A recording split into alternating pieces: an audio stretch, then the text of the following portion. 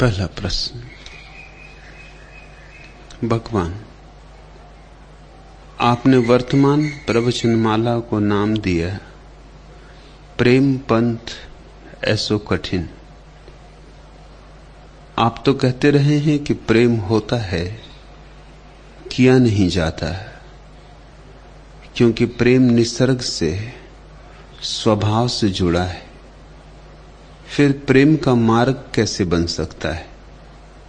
प्रेम साधा कैसे जा सकता है? और वह कठिन कैसे हो गया है? आनंद मैत्रेय इसीलिए कठिन हो गया।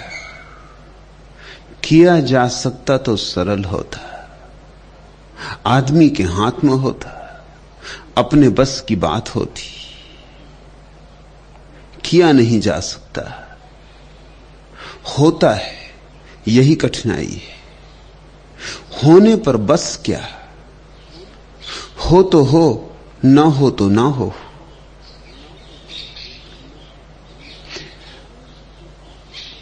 करने की जो बात है बड़ी सरल है। आदमी गौरी शंकर पर चढ़ जाए कि चांद पे पहुंच गया। करने की बात कितनी ही कठिन हो तो सरल की जा सकती है। मनुष्य की बुद्धि, मनुष्य का उपक्रम, मनुष्य का श्रम सब काम आ जाएगा। लेकिन जो बात करने की न हो वह कठिन हो जाती। हम एकदम असहाय हो जाते, हमारा कोई बस नहीं चलता, परवश हो जाते। जैसे श्वास आई तो आई, नहीं आई तो नहीं आई। फिर क्या करोगे?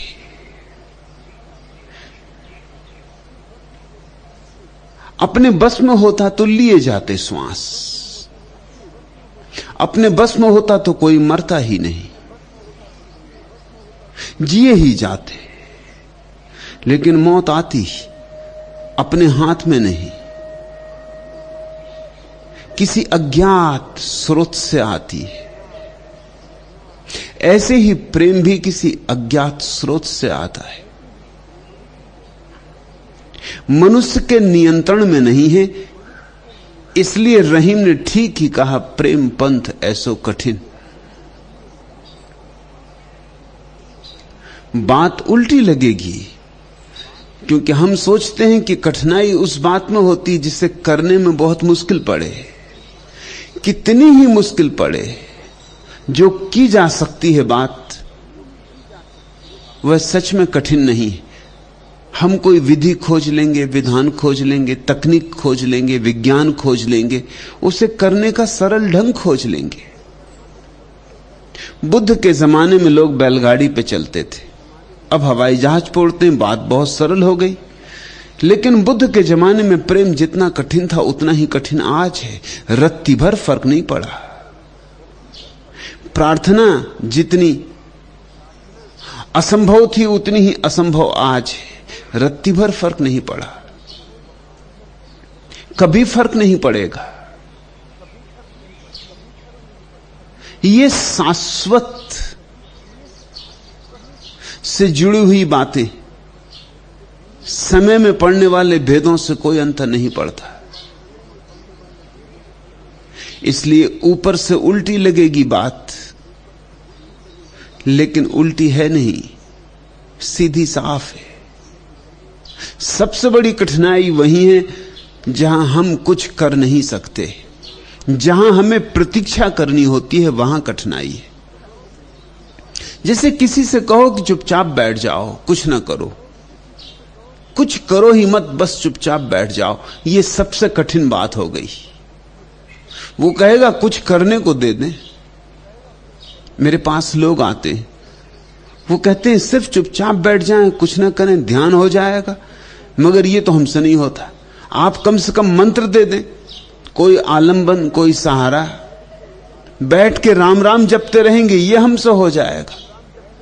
मंत्र कितने ही कठिन हो सीख लेंगे, मगर बस बैठे रहें कुछ ना करें, घंटे भर बैठे रहें कुछ ना करें, यह हमसे नहीं होता। ना करना ज्यादा कठिन है। मन तो करने में रस लेता है, मन तो कृत्य को भोजन बना लेता है, मन तो जीता ही करने के सहारे।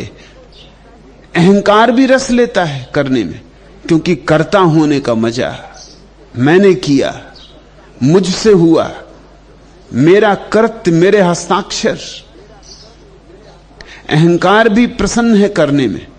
सच तो यह जितनी कठिन बात हो उसे करने में अहंकार उतना ही प्रसन्न है, क्योंकि उतना ही अद्वितीय हो जाता है। और मन भी राजी है, क्योंकि मन चाहता है सोच विचार के लिए कोई सुविधा मिले। जब कुछ करना है तो सोचना होगा, विचारना होगा, योजना बनानी होगी, हजार बातों का चिंतन मनन शोध करनी होगी।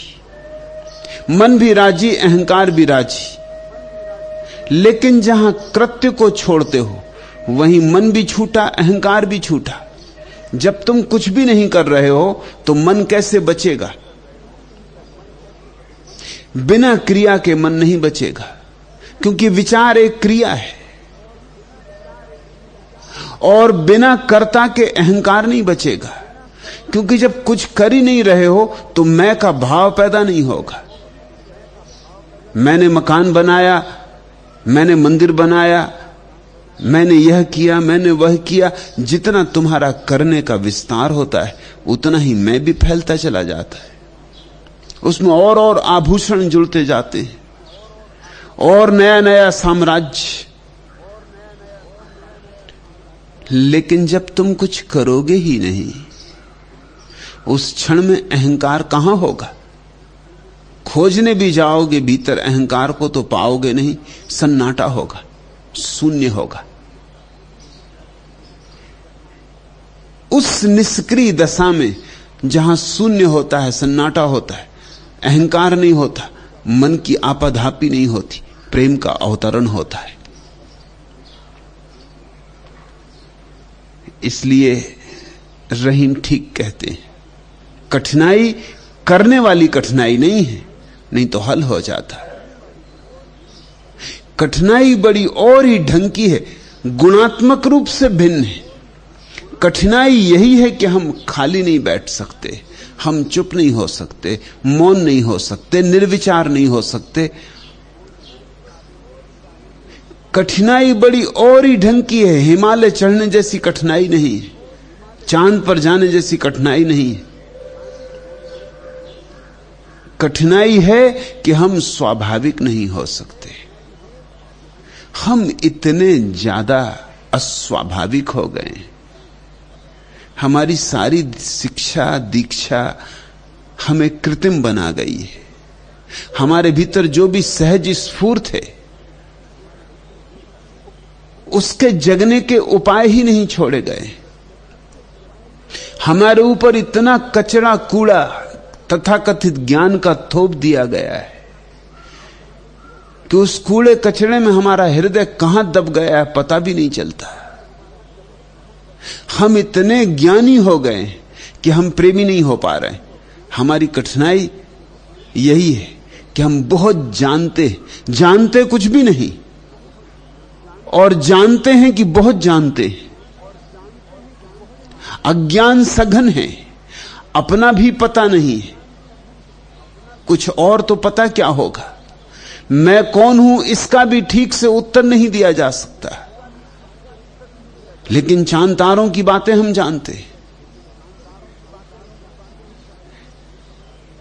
जानकारी जानकारी जानकारी की परतों पे परतें, और इन सब के भीतर भाव का जगत दब गया है।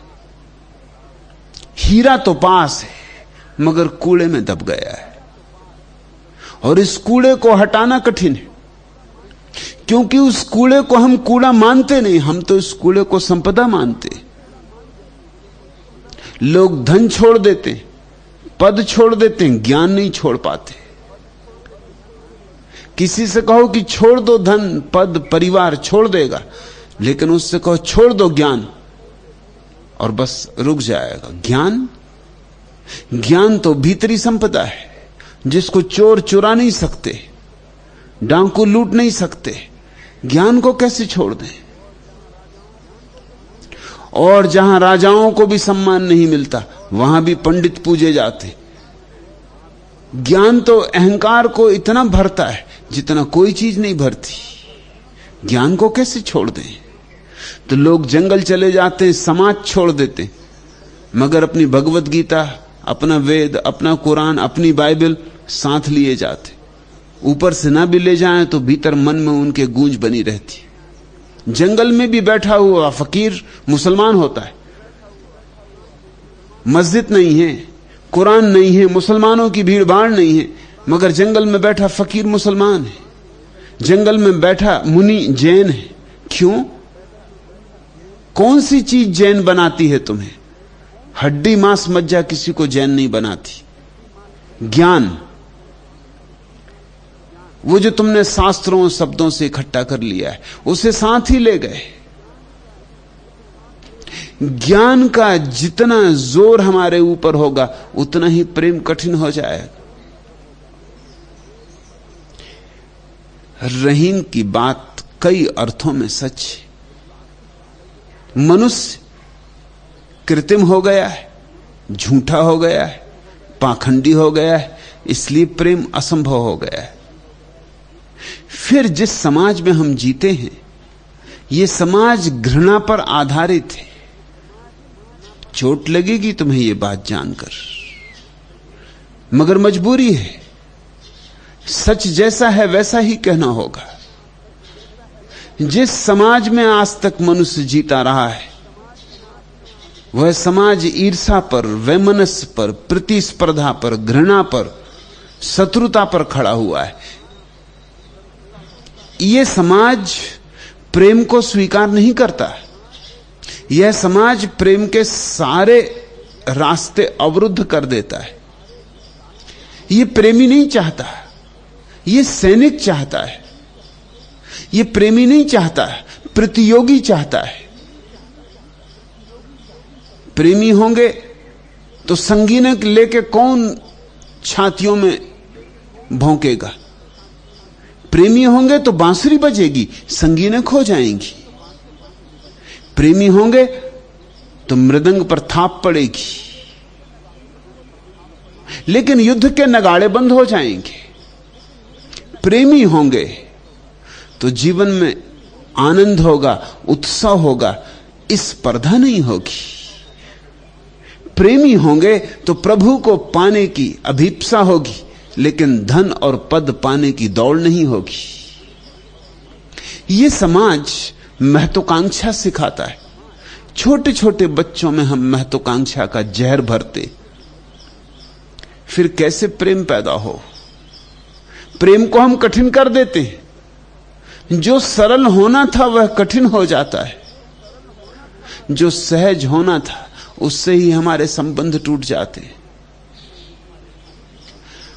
पूछा कि आप तो कहते हैं कि प्रेम होता है, किया नहीं जाता, लेकिन हमें तो सब वही बातें सिखाई जाती हैं जो की जा सकती। तर्क किया जा सकता है, सिखाया जाता है स्कूल में, कॉलेज में, विश्वविद्यालय में। गणित किया जा सकता है, सिखाया जाता है। प्रेम की तो बात ही नहीं उठती। प्रेम तो कहीं सिखाया नहीं जाता, सिखाया तो जा भी नहीं सकता, लेकिन प्रेम के लिए कोई संदर्भ दिए जा सकते हैं। प्रेम के लिए कोई वातावरण दिया जा सकता है। प्रेम के लिए कोई बगिया दी जा सकती है जहां फूल खिल सके। प्रेम के लिए कोई बुद्ध क्षेत्र निर्मित किया जा सकता है, वह तो नहीं किया जाता। और अगर कभी वैसा किया जाता है तो समाज उसका विरोध करता है, भयंकर विरोध करता है। क्योंकि जहां भी प्रेम की धारा बहेगी वहीं समाज को चिंता पैदा होनी शुरू हो जाएगी। यह खतरनाक बात है, क्योंकि प्रेमी गुलाम नहीं रह जाता, किसी का गुलाम नहीं रह जाता। प्रेमी को दबाना मुश्किल है, प्रेमी को आत्मा बेचने के लिए मजबूर करना मुश्किल है। प्रेमी मर जाएगा मगर अपने को बेचेगा नहीं। जिसने प्रेम जान लिया उसने अपने भीतर छिपे परमात्मा को जान लिया। उसे अब मरने की फिक्र भी नहीं, क्योंकि वह जानता है नहन्यते हन्य माने शरीरे, शरीर के मरने से मेरी कोई मृत्यु नहीं। नैनम छेदंती शस्त्राणी, मुझे शस्त्र छेद नहीं सकते। जिसने प्रेम को जान लिया उसने ही जाना है कि मुझे शस्त्र छेद नहीं सकते। ना हम दहती पावका, और ना मुझे अग्नि जला सकती। जिसने प्रेम को जान लिया उसने कुछ ऐसी बात जान ली, कुछ ऐसा अमृत जान लिया, अब उसे तुम डरा नहीं सकते, उसे तुम भयभीत नहीं कर सकते। और ये समाज चाहता है कि तुम डरे रहो, भयभीत रहो, क्योंकि जो भयभीत है उसकी ही मालकियत की जा सकती है। जो डरा है वो पुरोहित के शिकंजे में रहेगा, जो डरा है वो राजनेता के शिकंजे में रहेगा, जो डरा है वो किसी के भी शिकंजे में रहेगा। डरे हुए बच्चे मां बाप के शिकंजे में रहेंगे, डरे हुए मां बाप बच्चों के शिकंजे में रहेंगे, डरी हुई पत्नियां पतियों के शिकंजे में रहेंगी, डरे हुए पति पत्नियों के शिकंजे में रहेंगे। यहां हर एक गुलाम है। ये बड़ी आश्चर्यजनक दुनिया है। यहां हर एक कैदी है और हर एक दूसरे को कैदी भी बना रहा है। हम एक दूसरे के कैदी, हम पारस्परिक रूप से कैदी हो गए। ये एक बड़ा कारागृह जो हमने निर्मित कर लिया है। इस कारागृह में से छूटना कठिन है, और इस कारागृह से जो न छूटे वो प्रेम को न पा सकेगा।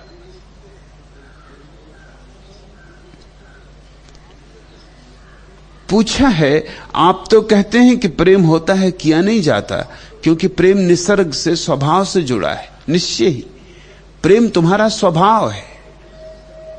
तुम प्रेम के रूप में पैदा हुए थे, फिर स्वभाव विकृत किया गया है, फिर तुम पे काट छांट की गई है, फिर तुम्हें वैसा ही नहीं छोड़ा गया जैसे तुम पैदा हुए थे। प्रेम तो निसर्ग है, लेकिन तुम अब निसर्ग नहीं हो, तुम अब प्लास्टिक हो। तुम असली फूल नहीं हो। अब असली फूल तो कहीं दब गया, ऊपर नकली फूल छा गए, और नकली फूलों को हटाना होगा तो असली फूल प्रकट हो सके। और नकली फूलों को हटाना कठिन मालूम होता है, क्योंकि उनमें हमने बड़े न्यस्त स्वार्थ जोड़ दिए। आज इस झूठी दुनिया में, और ऐसी ही दुनिया सदा रही है, इस झूठी दुनिया में सच्चे होने से ज्यादा बड़ी कठिनाई तुम समझते हो कोई और हो सकती? जरा 24 घंटे तय कर लो कि सत्य बोलेंगे, सिर्फ 24 घंटे, 24 घंटे झूठ नहीं बोलेंगे, और 24 घंटे में तुम इतनी मुसीबतों में पड़ जाओगे कि फिर जिंदगी में दोबारा सच बोलने की हिम्मत ना करोगे। सिर्फ 24 घंटे का प्रयोग करके देख लो कि आज सुबह 6 बजे से लेकर कल सुबह 6 बजे तक सच ही बोलेंगे,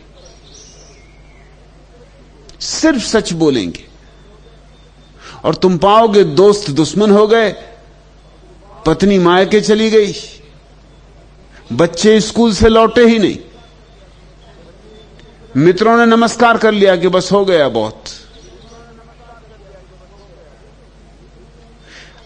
सच बोलोगे किसी को प्रीतिकर नहीं लगेगा। हमें झूठ की शिक्षा दी गई, वही बोलो जो प्रीतिकर लगे।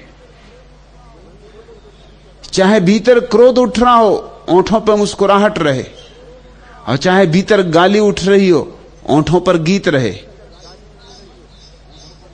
और भीतर तो उठ रहा है मन कि कैसे दुष्ट से छुटकारा हो जाए, लेकिन ऊपर से छाती लगाना, आलिंगन लगाना और कहना कि आओ, पलक पावड़े बिछाते, मेहमान बनो, रुको।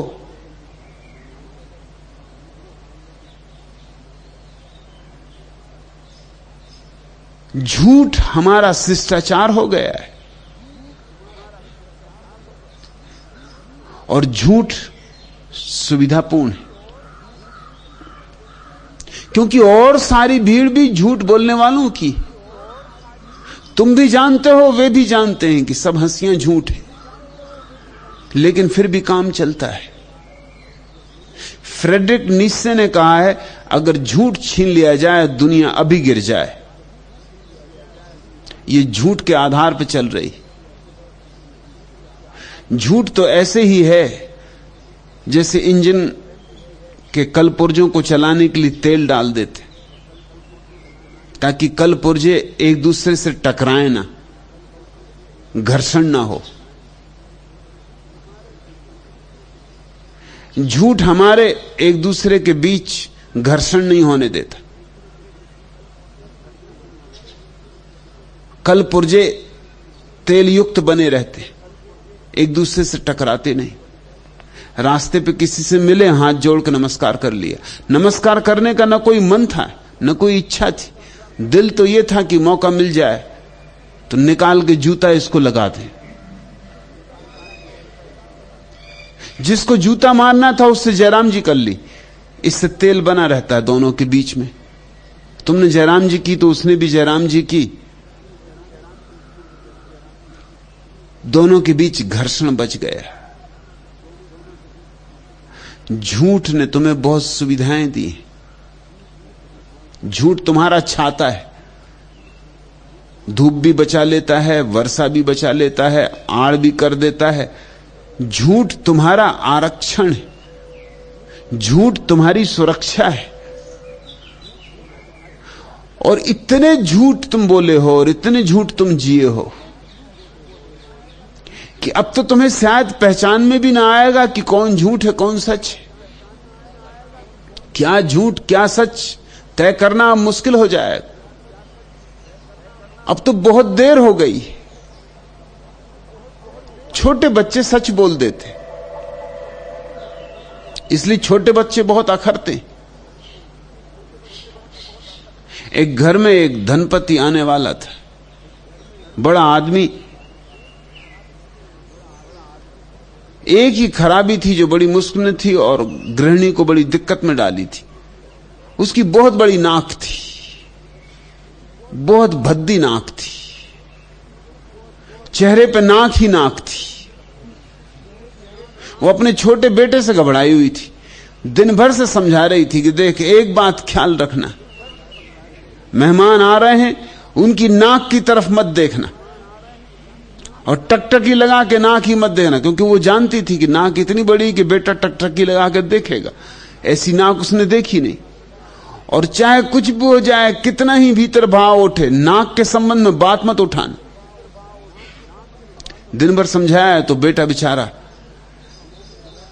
इतना उत्सुक था भी नहीं जितना हो गया उत्सुक। कि मामला क्या है, इतने लोग आए गए, कभी किसी की नाक के संबंध में इतनी चर्चा नहीं। मगर जब मां कह रही तो ठीक ही कहती होगी, तो उसने आंखें झुका के रखी, ऐसी बचा बचा के नजरें देखे, कोनों से देखे। और जब तुम किसी की को आंख के कोनों से देखो तो और अखरता है। उसका मतलब देखना भी चाहते हो और दिखा भी रहे हो कि नहीं देखना चाहते।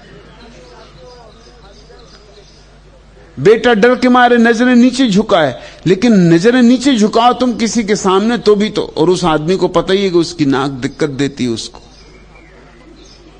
किसी तरह भोजन चला, गृहिणी किसी तरह काम चलाई, लेकिन ख्याल रखा कि बेटा कुछ बोले नहीं, चुपचाप बैठा रहा। बेटा भी नीची नजर किए चुपचाप बैठा रहा। बड़ी प्रसन्न थी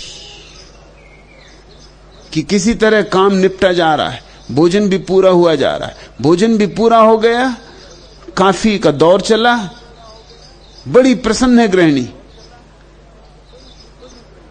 और उसने मेहमान से कहा कि आपकी नाक में कितनी चम्मच शक्कर डालूं। पूरे समय नाक ही नाक सोच रही।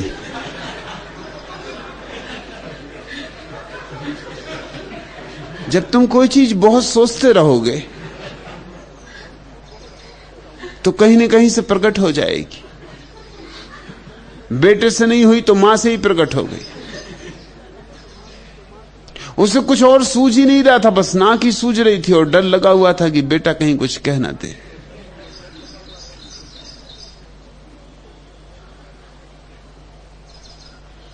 छोटे बच्चे वैसा ही कह देते हैं जैसा है।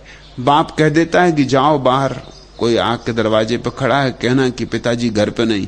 वो जाके कह देता कि पिताजी कहते हैं कि पिताजी घर पे नहीं।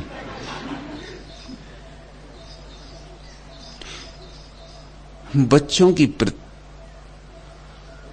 प्रतिभा, उनका निसर्ग, उनका स्वभाव, उनका सच, उनकी निर्दोषता हम सब नष्ट कर देते। बच्चे बहुत जल्दी जान जाते कि झूठ सुविधापूर्ण है, सच महंगा पड़ता है, सच दंड लाता है, झूठ पुरस्कार लाता है।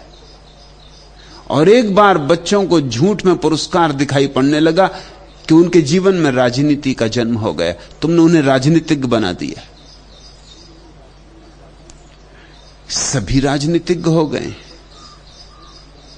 जो राजनीति में है वही नहीं, जो नहीं है राजनीति में वो भी राजनीति में, क्योंकि जहां झूठ है वहां राजनीति है, जहां धोखा है वहां राजनीति है, जहां पाखंड है वहां राजनीति है। और तब प्रेम का पंथ बड़ा कठिन हो जाता है। जैसे किसी बच्चे को बचपन से ही चलने न दिया गया हो, बचपन से ही उसके पैरों में जंजीरें डाल दी गई हो, हाथों में हथकड़ियां डाल दी गई हो, बचपन से ही उसे उठा उठा के ढोया गया हो। जब वो जवान हो जाएगा तो क्या तुम समझते हो अचानक चल सकेगा, दौड़ सकेगा? असंभव। दौड़ना तो दूर, चलना असंभव।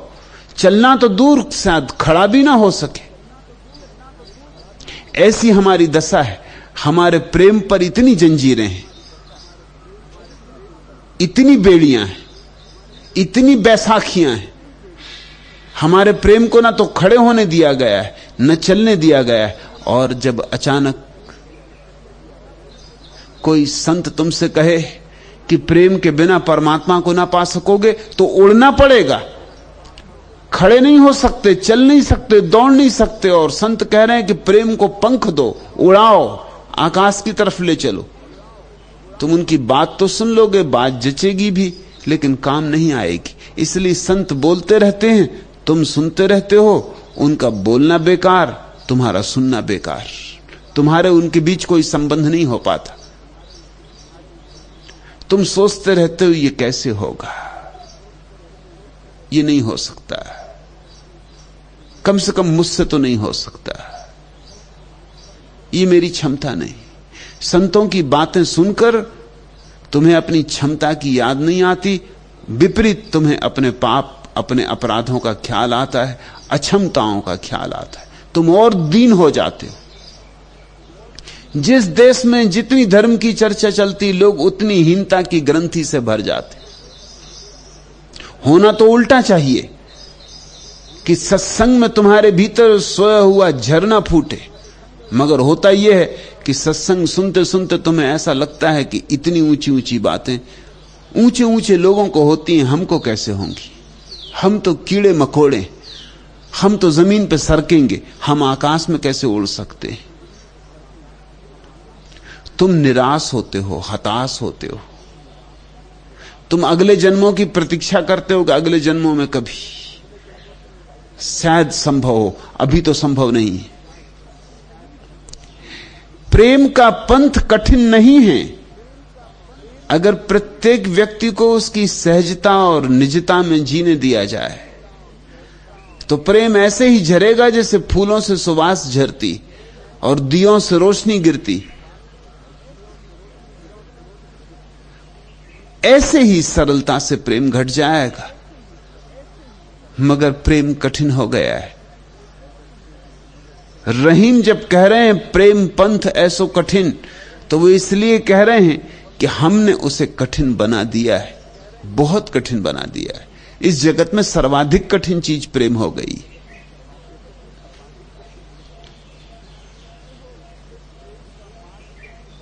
पूछते हो फिर प्रेम का मार्ग कैसे बन सकता है? प्रेम का मार्ग बनाने का एक ही अर्थ होता है कि प्रेम के नैसर्गिक प्रवाह में जो पत्थर डाल दिए गए हैं वो हटा दो। प्रेम का मार्ग नहीं बनाना होता, सिर्फ बाधाएं हटानी होती। जैसे कि दर्पण है, धूल जमी, दर्पण नहीं बनाना है, सिर्फ धूल हटा देनी। दर्पण तो है ही है। जैसे पानी का झरना फूटने को तैयार है, मगर एक चट्टान पड़ी और झरना नहीं फूट पाता और चट्टान को नहीं तोड़ पाता। चट्टान हटा दो, झरना कहीं से लाना नहीं, चट्टान के हटते ही झरना बह पड़ेगा। तो मार्ग बनाने का अर्थ विधायक नहीं है, नकारात्मक है। सिर्फ मार्ग की बाधाएं हटा दो। बाधाओं के हटते ही प्रेम सध जाता है। तुमने पूछा है कि प्रेम साधा कैसे जा सकता है? साधा नहीं जाता, सिर्फ बाधा हटा दो, फिर प्रेम सध जाता है।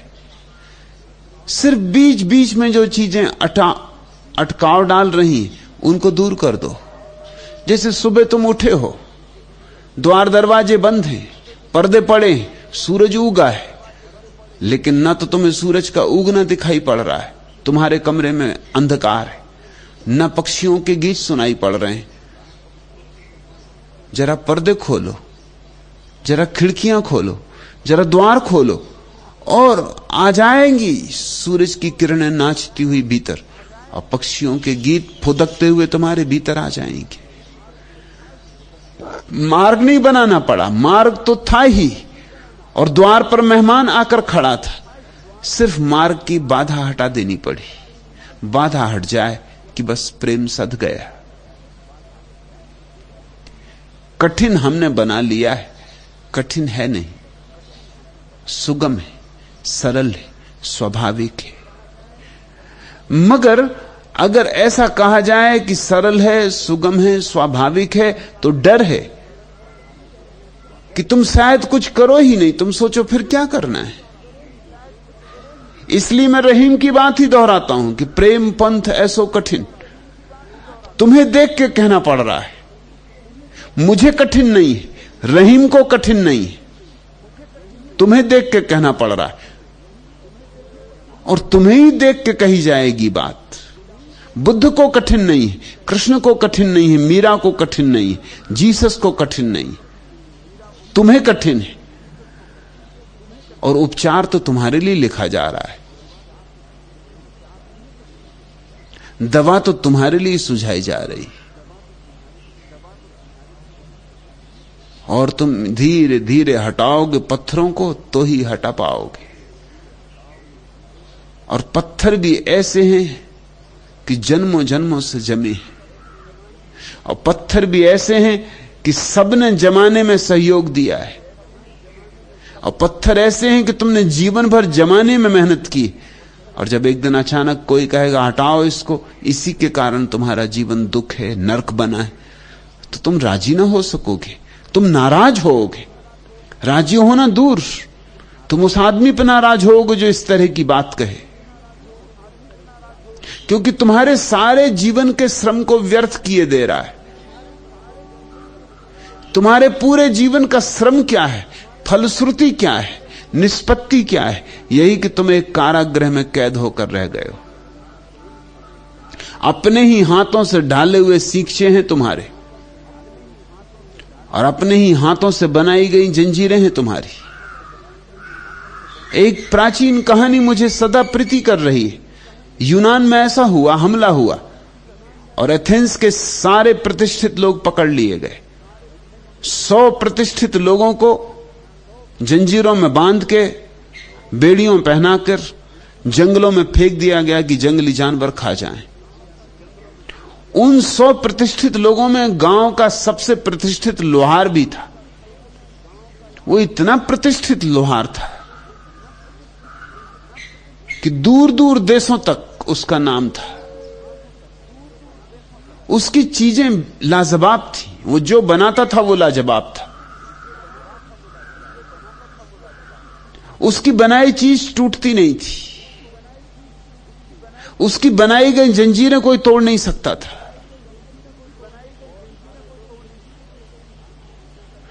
और सारे लोग तो दुखी थे, बाकी 99 लोग तो दुखी थे जब उन्हें ले जाने लगे दुश्मन जंगल की तरफ। लेकिन वो लोहार गीत गुनगुना रहा था। उनमें से किसी ने पूछा कि तू हंस रहा है, गीत गा रहा, पागल हो गया, मरने की तरफ हम जा रहे हैं, तू होश में? उसने कहा मैं लोहार हूं, जीवन भर मैंने जंजीरें बनाई, बेड़ियां बनाई। जो बना सकता है वो मिटा भी सकता है, घबराओ मत। मैं अपनी जंजीरें ही नहीं तोड़ लूंगा, तुम्हारी भी तोड़ दूंगा, तुम चिंता ना करो। एक दफा इनको हमें फेंक के चले जाने दो बस। मैं इसकी प्रतीक्षा कर रहा हूं कि कब हमें ये फेंक दें जंगल में और जाएं, देर न लगेगी। सब में हिम्मत आ गई, सब में साहस आ गया। दुश्मनों ने जंगल में छोड़ के भाग गए। बचने की उनकी कोई उम्मीद ना थी। रात होने के करीब थी और जंगली जानवर उन्हें खा जाएंगे। सारे लोग घसीट के इकट्ठे हो गए लोहार के पास और लोहार रोने लगा। उसकी आंखों से आंसू गिरने लगे। उन्होंने कहा हुआ क्या? अभी तुम गीत गाते थे, अब तुम रोते क्यों? उसने कहा कि नहीं, ये जंजीरें टूटेंगी नहीं, ये तो मेरी ही बनाई हुई जंजीरें, इन्हें तो कोई तोड़ ही नहीं सकता, मैं भी नहीं तोड़ सकता। इन पे तो मेरे हस्ताक्षर। उसकी आदत थी कि अपनी हर बनाई चीज पर हस्ताक्षर कर देता था। उसने अपनी जंजीरें बताई। उसने कहा कि इनका तोड़ना असंभव है, मैं तो बनाता ही नहीं ऐसी चीज जो टूट सके। तुम सोचते हो उस दिन उस लोहार की कैसी मनोदशा हुई होगी? अपनी ही जंजीरों में बंध के मरना पड़ा। और यही दशा सबकी। अपनी ही जंजीरों में बंध के तुम सड़ रहे हो, मर रहे हो, मरोगे। लेकिन इतना मैं तुमसे कहता हूं कि तुम्हारी जंजीरें इतनी मजबूत नहीं, क्योंकि तुम लोहार भी इतने कुशल नहीं। जंजीरें तोड़ी जा सकती, तुम्हारी जंजीरें ही बस ऐसे ही हैं, काम चलाऊ है। तुम्हारा सभी कुछ काम चलाऊ है, टीम टाम है।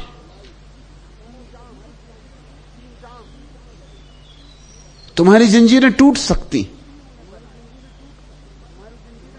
और तुमने ही उन्हें बनाया है।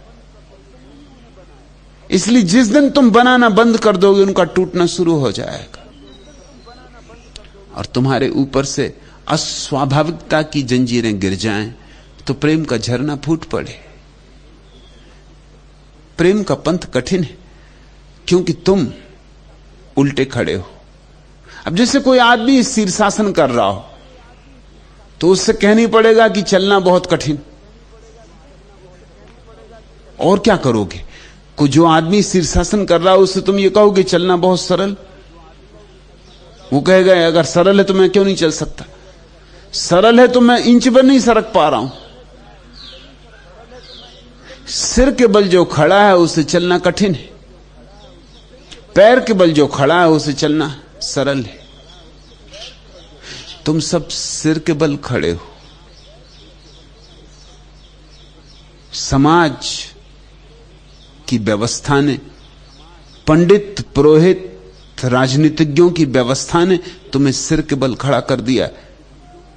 अब चलना तुम्हें कठिन है।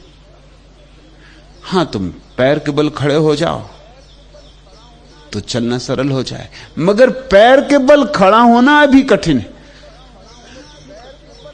क्योंकि सिर के बल खड़ा होना ही तुम जानते हो एकमात्र खड़ा होना है।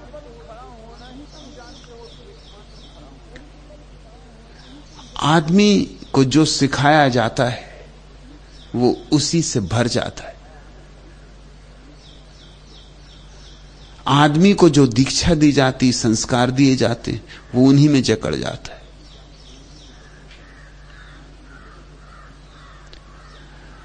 और तुम्हारे संस्कार ऐसे प्रतीत होते हैं कि तुम्हारी आत्मा है, आत्मा नहीं है वे। रूस के एक बड़ो मनोवैज्ञानिक पावलव ने कुछ प्रयोग किए जिनसे एक सिद्धांत का जन्म हुआ। वो सिद्धांत समझने जैसा है क्योंकि वो तुम पर लागू है। वो सारी मनुष्य जाति का इतिहास है उस सिद्धांत में। पावलव ने सारे प्रयोग कुत्तों पर किए। एक प्रयोग उसने किया कि कुत्ते को रोटी दे, जैसे ही रोटी कुत्ते के सामने आए, सुस्वादु रोटी, कि कुत्ते की लार टपकनी शुरू हो जाए। जब लार टपके और रोटी दे तभी वो घंटी बजाए। 15 दिन के बाद रोटी तो लाया नहीं, सिर्फ घंटी बजाई और लार टपकने लगी। अब घंटी से लार टपकने का कोई संबंध नहीं। अगर तुम किसी कुत्ते के सामने घंटी बजाओ, शायद भौंके मगर लार नहीं टपका है, नाराज हो जाए कि क्यों शोरगुल मचा रखा है, मगर लार किस लिए टपका है? घंटी कोई भोजन तो नहीं। लेकिन पहले रोटी दी, लार टपकी, फिर साथ ही घंटी बजाई, तो धीरे धीरे 15 दिन में रोटी और घंटी की आवाज संयुक्त हो गई। उनमें एसोसिएशन हो गया, उनमें साहचर्य हो गया, उनमें गठबंधन हो गया, उनकी भांवर पड़ गई। 15 दिन के बाद जब सिर्फ घंटी बजाई तो घंटी के बजने से ही रोटी की याद आई। अब रोटी नहीं मगर रोटी की याद काफी। तुमने भी देखा ना, अगर नींबू की याद करो तो मुंह में पानी दौड़ जाता है। वो पावलव का सिद्धांत है। तुम अभी करके देख लो, नींबू की याद, और बस पानी दौड़ा। अभी नींबू शब्द से लार के दौड़ने का क्या संबंध? लेकिन नींबू शब्द से नींबू के अनुभव जुड़े, संयुक्त हो गए, लार तत्क्षण दौड़ पड़ती। शब्द ही काफी। किसी जाके सिनेमा गृह में रात के अंधेरे में जोर से चिल्ला दो आग आग, और बस भगदड़ मच जाएगी। कोई पूछेगा नहीं कि कहां आग, फुर्सत किसको। आग का खतरा ऐसा है कि भगदड़ मच जाएगी। जितना लोग भागेंगे उतनी जोर से भगदड़ मचेगी। जितना भागने की कोशिश करेंगे दरवाजों पर भीड़ हो जाएगी। उतना धूमधाम, उतनी मुश्किल मच जाएगी। फिर कोई लाख समझाए कि भाई आग नहीं लगी, मगर कोई सुनेगा नहीं। पहले लोग बाहर होना चाहेंगे, क्या पता लगी ही हो। आग शब्द संयोजन हो गया। पावलव ने सिद्धांत निकाला कंडीशनड रिफ्लेक्स का, कि हम धीरे धीरे आदतों से संबंधित हो जाते हैं। हम इतने संबंधित हो जाते हैं कि आदतें हमारी आत्मा बन जाती। और यही हो गया है। बचपन से तुम्हें बहुत सी बातें सिखाई गई, उनमें प्रेम नहीं, उन बातों में प्रेम जरा भी नहीं, बल्कि उल्टी बातें सिखाई गई। उदाहरण के लिए, घर में मेहमान आए हैं, छोटे बच्चे को पकड़ के लाया जाता और कहा कि चाची जी हैं, इनको चुंबन दो। अब छोटे बच्चों को ना चुंबन देने की इच्छा है, ना चाची जी में कोई रस है, ना वो चाहता था कि ये आए, मगर मां बाप खड़े, तेज तर्रार उनकी आंखें, चाची जी को चुंबन देना ही पड़ेगा। अब तुम एक झूठा चुंबन सिखा रहे हो, और अगर ये रोज रोज होता रहा कि दादाजी आए इनके पैर पड़ो, उससे ना पैर पड़ना है, ना कोई सम्मान है इन दादाजी के प्रति। और इन दादाजी को वो भली भांति जानता है कि मौका पड़ जाए तो उसकी जेब के पैसे भी निकाल लेते। इनके पैर पड़ो, मगर पड़ना पड़ेगा क्योंकि पिताजी खड़े हैं, वो कह रहे हैं इनके पैर पड़ो। तुम झूठ सिखा रहे हो, तुम श्रद्धा खराब कर रहे हो, तुम प्रेम खराब कर रहे हो, तुम सब विकृत किए दे रहे हो। बड़ा होते होते ये भूल ही जाएगा कि क्या सच है क्या झूठ है। चाची जी आएंगी और ये नमस्कार करेगा, और दादाजी आएंगे और ये सिर झुकाएगा। फिर कहीं अगर सच में ही मौका आ जाएगा सिर झुकाने का, तो भी इसका सिर झूठा ही झुकेगा, ये मुश्किल हो गई। और कभी अगर आलिंगन करने की सच्ची स्थिति भी आ जाएगी, तो इसका आलिंगन केवल अभिनय होगा, कृत्रिम होगा। ये अपनी पत्नी का भी आलिंगन करेगा तो बस वो जो चाची जी को चूमा था,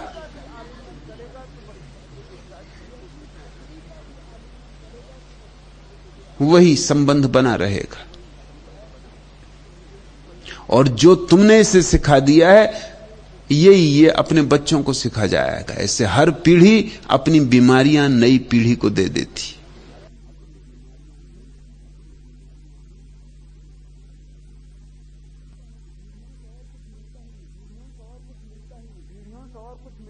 पीढ़ियों से और कुछ मिलता ही नहीं, पीढ़ियां अपनी बीमारियां देती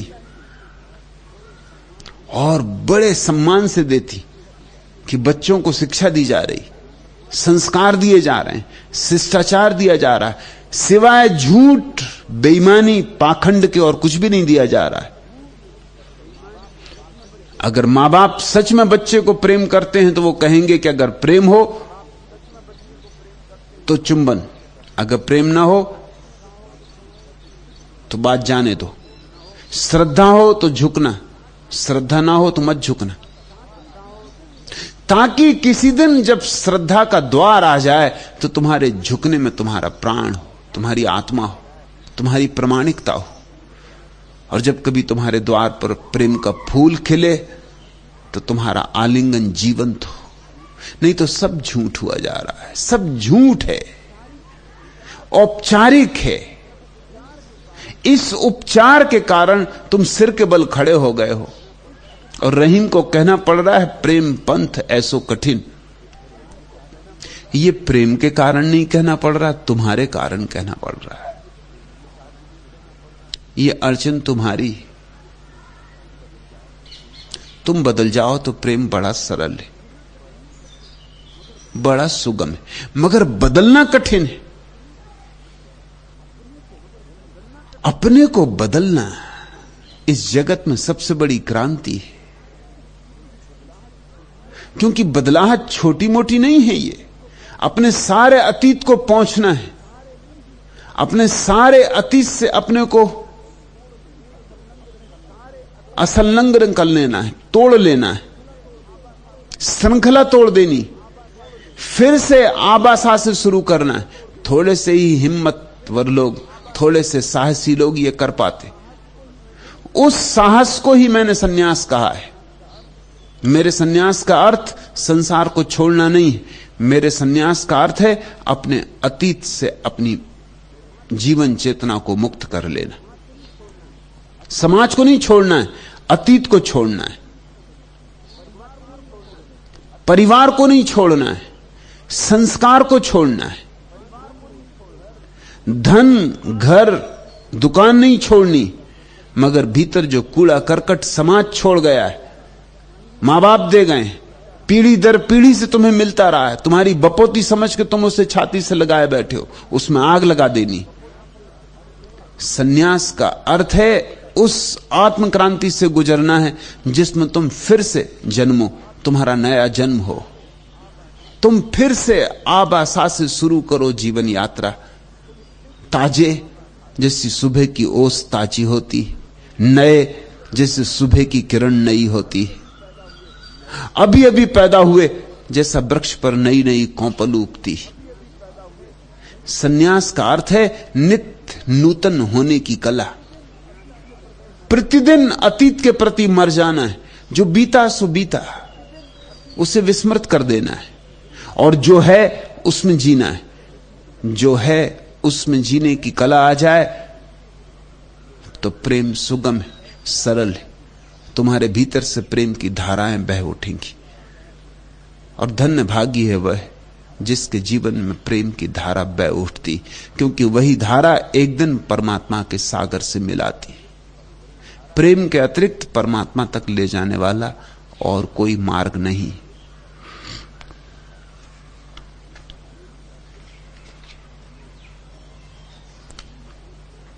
पर हिम्मत करनी होगी। एक नए ढंग के सत्संग में प्रवेश करना होगा।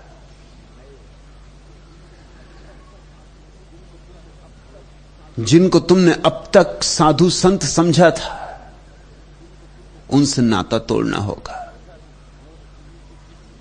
और तुम्हें कुछ नए परिप्रेक्ष्य, नई आंखें, नई दृष्टियां पैदा करके नए सत्संग खोजने होंगे, नए साधु खोजने होंगे। आमूल रूपांतरण इससे कम में नहीं होगा कुछ। दयारे जुहद छोड़ा और मैं ख्वारों में आ पहुंचा, गुनाहे जीस्त की खातिर गुनहगारों में आ पहुंचा। संयम रूपी देश छोड़ दिया, दयारे जुहद छोड़ा और मैं ख्वारों में आ पहुंचा और आ गया पियक्कड़ों में, मतवालों में, दीवानों में। प्रेम सीखना है तो यह करना होगा। मंदिर काम नहीं आएंगे, कोई जीवंत मधुशाला जहां अभी परमात्मा की शराब ताजी ताजी ढाली जाती हो। दयारे जुहद छोड़ा और मैं ख्वारों में आ पहुंचा, गुनाहे जीस्त की खातिर गुनहगारों में आ पहुंचा। मेरे दीराना हमदम खूब थे पर यह हकीकत है, सबाबित से गुजर कर आज सैयारों में आ पहुंचा। पुराने दोस्त सब ठीक थे, ये सच है, मगर जड़ थे, मुर्दा थे।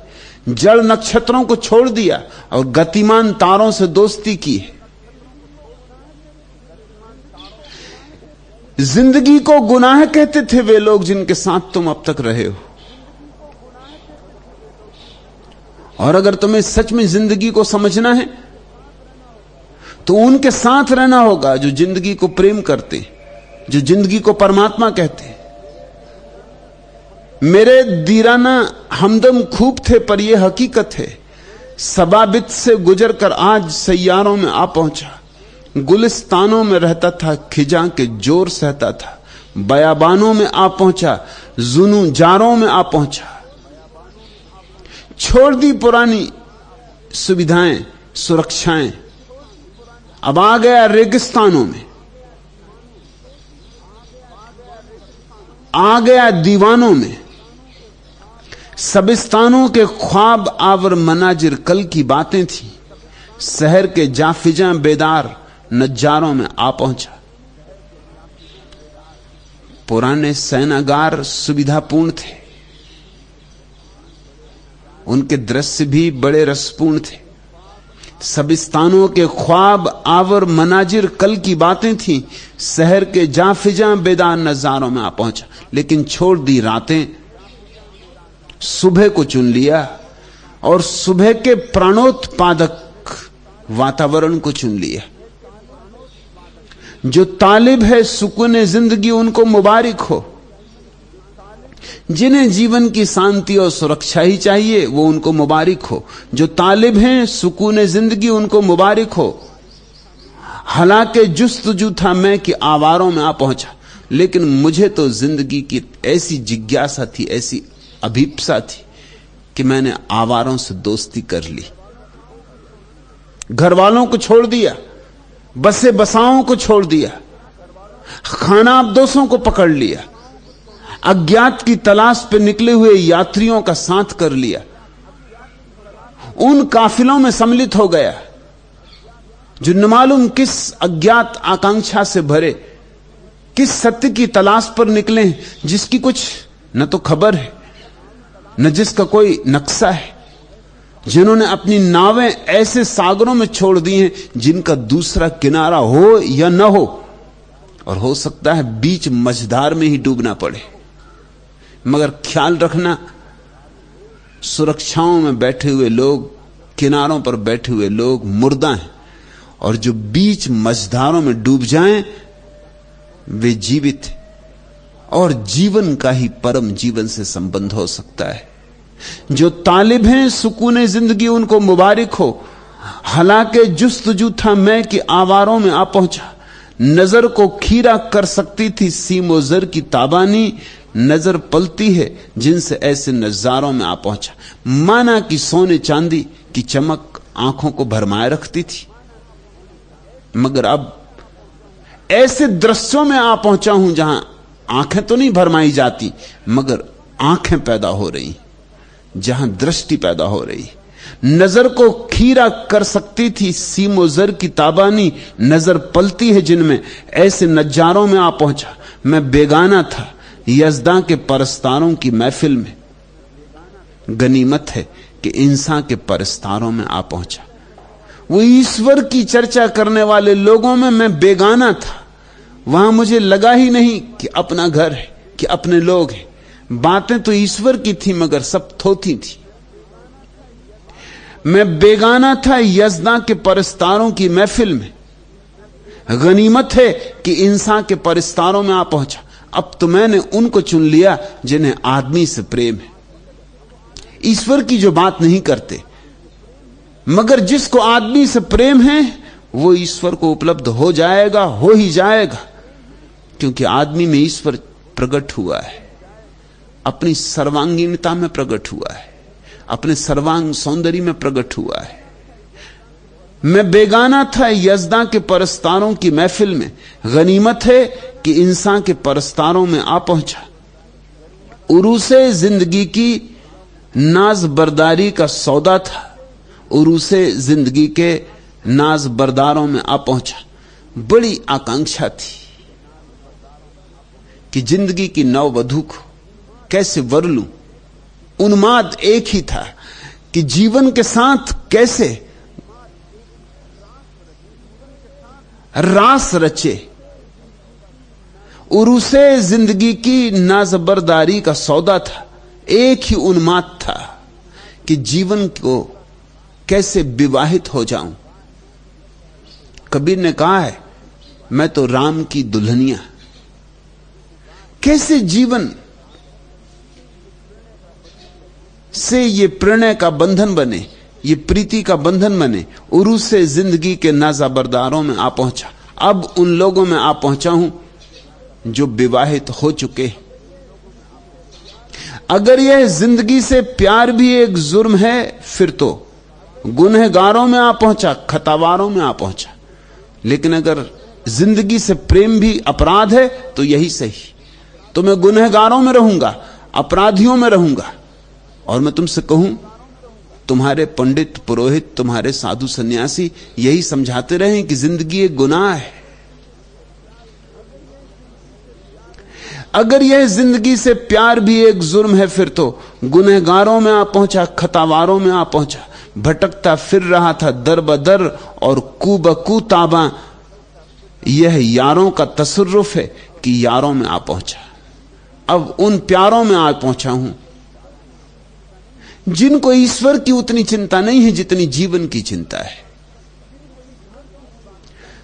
जो सिद्धांतों की बात कम करते, मदमस्ती में ज्यादा डूबते, जो शास्त्रों पर विवाद कम करते, लेकिन संगीत में, नृत्य में, प्रभु के प्रेम में ज्यादा तल्लीन होते।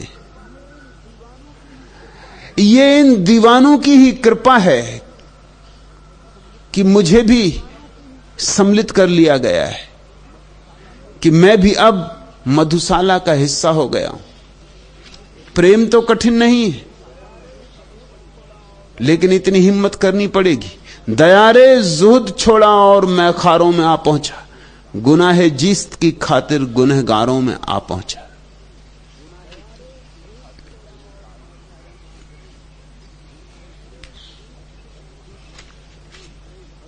दूसरा प्रश्न, भगवान, प्रेम अव्याख्य क्यों है? हृदय में याद होती ही वाणी मौन हो जाती, कुछ बता नहीं सकती क्या हो जाता है तब। आंखें अर्धोन्मीलित हो जाती और सब खो जाता है। ऐसा क्यों हो जाता है, मेरी समझ में नहीं आता। प्रेम का यह ऐसा रूप कैसा? आनंद भारती, प्रेम और समझ में आ जाए तो फिर प्रेम नहीं, जो समझ में आ जाए वह कुछ और। समझ बड़ी छोटी चीज है। जो चम्मच में भर जाए उसको सागर कहोगे?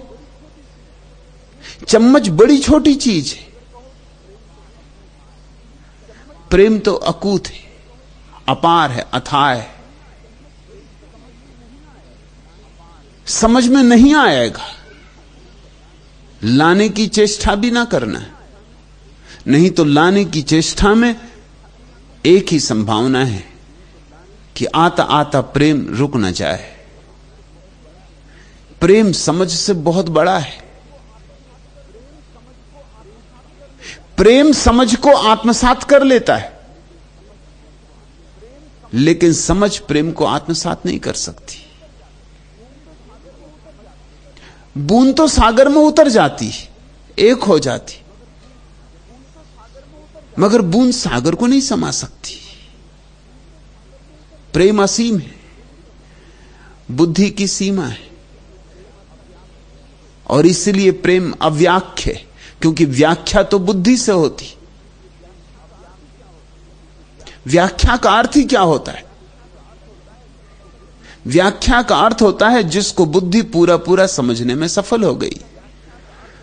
बुद्धि ने जिसका गणित बिठा दिया कि 2 2 4, बुद्धि ने जिसका रहस्य समाप्त कर दिया। व्याख्या का अर्थ होता है अब रहस्यपूर्ण कुछ भी ना रहा। मगर प्रेम तो बड़ी बात है। जिंदगी की छोटी छोटी चीजों की भी तो व्याख्या कहां है? कोई तुमसे पूछे सौंदर्य यानी क्या, क्या कहो? कोई व्याख्या है? कोई व्याख्या नहीं।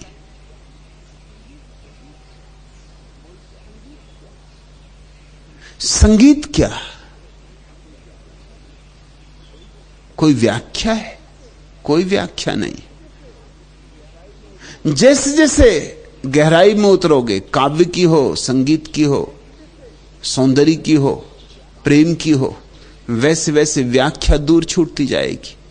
ऐसा ही समझो कि जैसे गहराई की तरफ जाओगे, किनारा दूर छूटता जाएगा। जब सागर की अतल गहराई में पहुंच जाओगे, वहां किनारा कहां? वहां अगर पूछो कि किनारा चाहिए, तो एक ही उपाय है, लौट जाओ किनारे पर। मगर तब सागर की गहराई खो जाएगी। दोनों साथ साथ नहीं सत सकते। तू पूछती है प्रेम अव्याख्य क्यों है? कौन सी चीज की व्याख्या है? अगर गौर से खोजो तो हर चीज की व्याख्या ऊपरी पाओगे। अगर कोई पूछ ले कि वृक्ष हरे क्यों, माना कि वैज्ञानिक कुछ रास्ता बताता है, वो कहता क्लोरोफिल के कारण हरे। मगर कोई पूछे कि क्लोरोफिल हरा क्यों होता है, बात वहीं के वहीं अटकी रह जाती।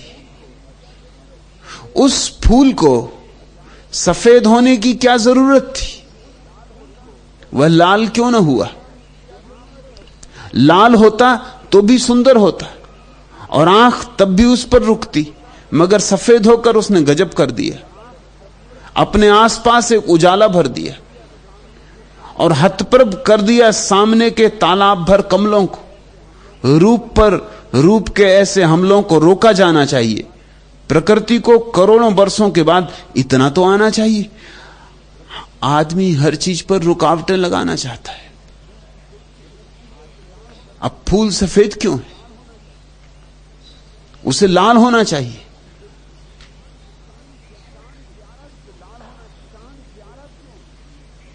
चांद प्यारा क्यों है? आदमी इस तरह के प्रश्न पूछता है, और कुछ छोटे मोटे आदमी पूछते हैं, ऐसा नहीं, बड़े बड़े दार्शनिक भी इसी तरह के प्रश्न पूछते हैं। उत्तर तो आज तक किसी का मिला नहीं, उत्तर मिलेगा भी नहीं, उत्तर है ही नहीं। जीवन कोई समस्या नहीं है जिसका समाधान हो सके। जीवन एक रहस्य, और रहस्य का अर्थ होता है जिसका समाधान न हुआ है न होगा। जीवन को जिया जा सकता है, समझा नहीं जा सकता। समझने में समय खराब करना भी मत, उतना समय जीने में लगाओ। अगर कोई समझ कभी आएगी तो जीने से आएगी, मगर उसको समझ नहीं कहा जा सकता। बुद्ध को आई समझ, लेकिन वो समझ जीने से आई, और जब आई तो बुद्ध ने उस समझ से उत्तर नहीं बनाए। लोगों से कह दिया ये प्रश्न पूछो ही मत, ये प्रश्न पूछने के नहीं, इनमें पूछने में उलझे समय गमाओगे। और अगर कहीं किसी ने उत्तर दे दिया और सब उत्तर गलत है, ख्याल रखना, बेशर्त सब उत्तर गलत है। अगर किसी ने कोई उत्तर दे दिया और उत्तर तुमने पकड़ लिया तो उस उत्तर में अटक जाओगे। कोई पूछता है कि प्रेम क्या है, उत्तर देने वाले मिल जाएंगे। अगर तुम पूछोगे रसायनविद से, वो कहेगा कुछ खास नहीं, हार्मोन्स के बीच आकर्षण।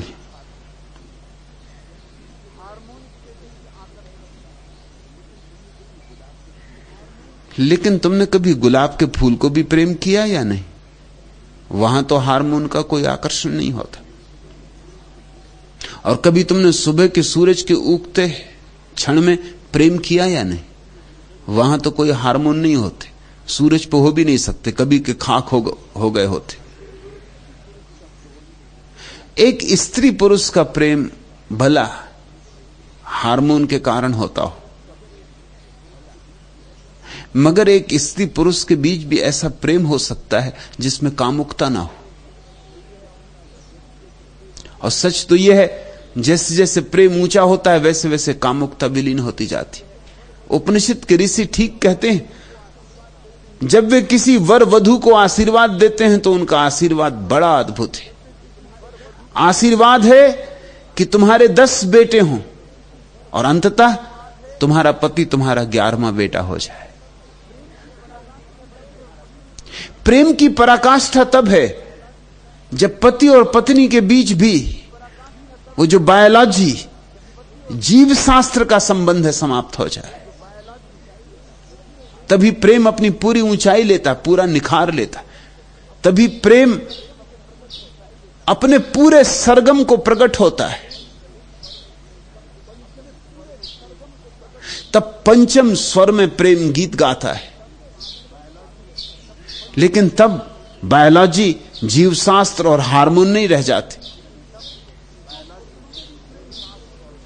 2 पुरुषों में भी प्रेम हो सकता है, होता है, मैत्री होती, गहन मैत्री होती।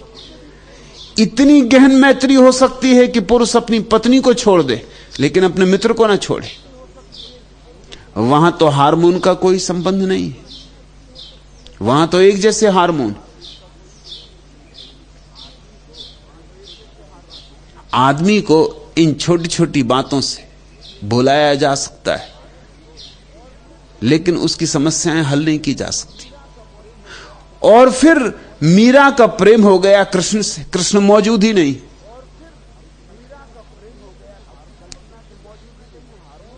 अब कल्पना के कृष्ण में कहीं हार्मोन होते? एक तो कल्पना के कृष्ण, फिर कल्पना के हार्मोन। और प्रेम ऐसा हुआ कि घर द्वार छोड़ दिया, लोकलाज छोड़ दी, सब छोड़ छाड़ के मीरा दीवानी हो गई। इस प्रेम को क्या कहोगे? ये प्रेम तो फिर रसायन शास्त्र की परिभाषा में नहीं आएगा।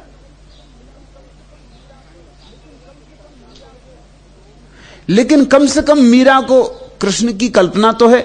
चलो हो सकता है कल्पना के कारण, लेकिन बुद्ध को तो कोई कल्पना भी नहीं है किसी परमात्मा की। कोई परमात्मा है ही नहीं बुद्ध के लिए। तो बुद्ध तो ध्यान में डूबे, और ध्यान में इतने डूबे कि भीतर से प्रेम के झरने फूटने लगे। किसी के प्रति नहीं, किसी दिशा में नहीं, बस प्रेम की गहराई अपने आप प्रकट होने लगी। सारे अस्तित्व के प्रति प्रेम बहने लगा। बुद्ध अगर चट्टान को छुएंगे तो उतने ही प्रेम से छूते हैं जितने प्रेम से वृक्ष को छूते हैं। अब चट्टान में कौन से हार्मोन है और चट्टान में कौन सी कल्पना है? लेकिन बुद्ध उठते हैं, बैठते हैं, चलते हैं, सोते हैं, उनका सारा जीवन प्रेम की एक अभिव्यक्ति। बुद्ध ने उस प्रेम को करुणा कहा है। नाम कुछ भी दो, प्रेम अव्याख्या है, और जितनी व्याख्याएं की गई सब छोटी पड़ जाती, और अच्छा है कि छोटी पड़ जाती। सौभाग्य है आदमी का कि विज्ञान सब कुछ नहीं समझा पाता, नहीं तो हमारी जिंदगी जीने योग्य न रह जाए, आत्महत्या करने के सिवाय कोई उपाय न बचे। विज्ञान सब समझा दे। असल में इस बात पर ख्याल रखना, तुम्हारी जिंदगी में जो बिना समझा रह जाता है वही जीने योग्य है।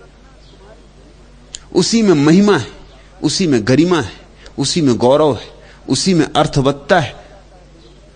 जब सब समझ में आ जाता है गणित की तरह, तो तुम रह जाओगे बैठे, अब क्या करना है। जहां रहस्य नहीं बचा वहां जीवन जीने की आकांक्षा भी नहीं बचेगी। और इसलिए विज्ञान जितना बढ़ा है उतना ही लोगों के जीवन में ऊब बढ़ी। यह हैरानी की बात है, विज्ञान की बढ़ती के साथ ऊब बढ़ी, रस क्षीण हुआ है। लोग उदास हैं, हताश हैं, उनके चेहरे पर धूल जमी, उनकी आंखों में चमक नहीं, उनके प्राणों में गीत नहीं, उनके पैरों में नृत्य की पुलक नहीं। पश्चिम में जहां विज्ञान बहुत प्रभावी हो गया है वहां आत्महत्याओं की संख्या बहुत बढ़ गई। आत्महत्या होनी चाहिए भारत जैसे देश में, जहां लोग भूखे मर रहे हैं, बीमार हैं, भोजन नहीं है, रहने को मकान नहीं, कपड़ा नहीं, नौकरी नहीं। वहां आत्महत्या होनी चाहिए, वहां आत्महत्या नहीं होती। आत्महत्याएं बढ़ रही हैं पश्चिम में। जितना समृद्ध देश है उतनी आत्महत्या बढ़ जाती। सच तो यह है, तुम आत्महत्या की दर का पता लगा लो और उससे पता चल जाएगा उस देश की समृद्धि कितनी। जितना विज्ञान बढ़ता है उतनी जिंदगी बोझिल हो जाती, सब समझ में आ जाता है। और जब सब समझ में आ जाता है तो जीने योग्य कुछ नहीं रह जाता। जीवन एकदम गद्द ही गद्द हो जाए तो आत्महत्या के सिवाय कुछ नहीं बचता। जीवन में कुछ पद्य भी होना चाहिए। पद्य का अर्थ होता है बेबूझ, झलक तो मिले मगर पकड़ में ना आए। कुछ पारे की तरह भी होना चाहिए, मुट्ठी बंधे और छितर छितर जाए। और जिंदगी में ऐसा बहुत कुछ, प्रेम बिल्कुल पारे जैसा है, मुट्ठी बांधोगे छितर छितर जाएगा। जितना पकड़ना चाहोगे व्याख्या में उतनी ही मुश्किल पाओगे। मौन निशा में आज अचानक मेरा जी भर आया कैसे, जाने किन मीठे सपनों ने अंतर पट पर ली अंगड़ाई, कौन अपरिचित सी सुधि मेरे प्राणों में पावस भर लाई। अपने नैनों की रिमझिम से जब मैंने सावन सरमाया, जगने भी भीगी पलकों से भोला सा यह प्रश्न उठाया, नैन गगरिया छोटी छोटी इतना नीर समाया कैसे। मौन निशा में आज अचानक मेरा जी भर आया कैसे, जब प्राणों की सोई पीड़ा रह रह के मुस्काती जाती, जब मन गिरी से टकराने को पीड़ा की बदली घिराती, टूटी सी यह वीणा जाने कैसे जीवन राग सुनाती। भावों के उमड़े सागर की शब्दों में सीमा बंध जाती, यह क्या जानूं मन सरसिज में सागर आ लहराया कैसे। मौन निशा में आज अचानक मेरा जी भर आया कैसे। सपनों में भी तो पल भर को पीड़ा कब सहला में पाई, नीर भरे दो झरनों से भी प्यास नहीं अपनी बुझ पाई। यह मन अपनी करुणा निधि भी क्यों बेमेल लुटाता आया, दग्ध हृदय के उद्गारों को कविता कहकर जग हर्षाया। जाने मेरे पागलपन ने जग का मन बहलाया कैसे। मौन निशा में आज अचानक मेरा जी भर आया कैसे। प्रेम तो अचानक है, अनायास है। क्यों, कब, कैसे, किसी उत्तर से तृप्ति नहीं होगी। क्यों, कब, कैसे कोई प्रश्न पूछा नहीं जा सकता।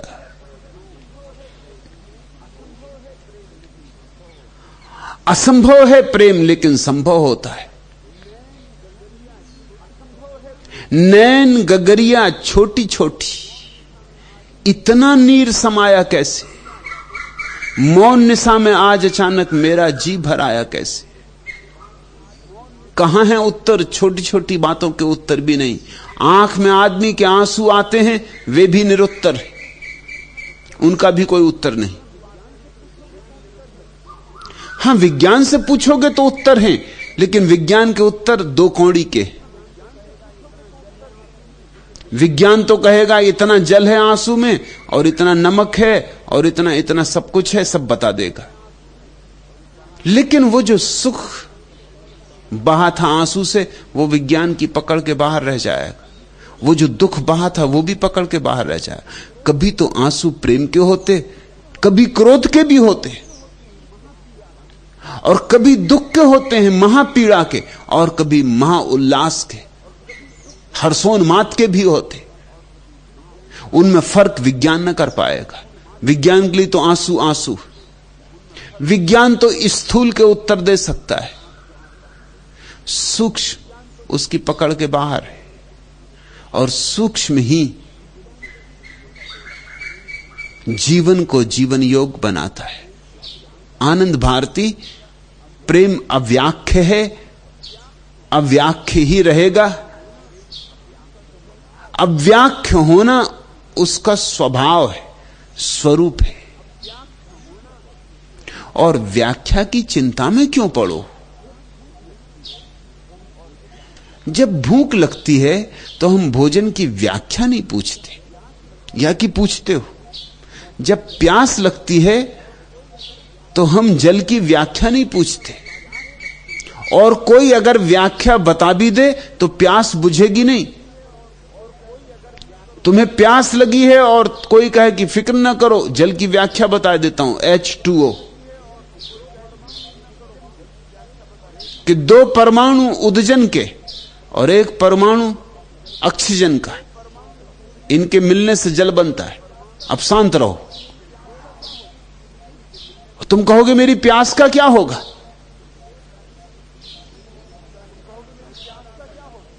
तो हो सकता है समझाने वाला अगर सच में ही पंडित हो तो कहे कि बैठ के मंत्र जपो, H2O H2O H2O, जपते जपते जपते जपते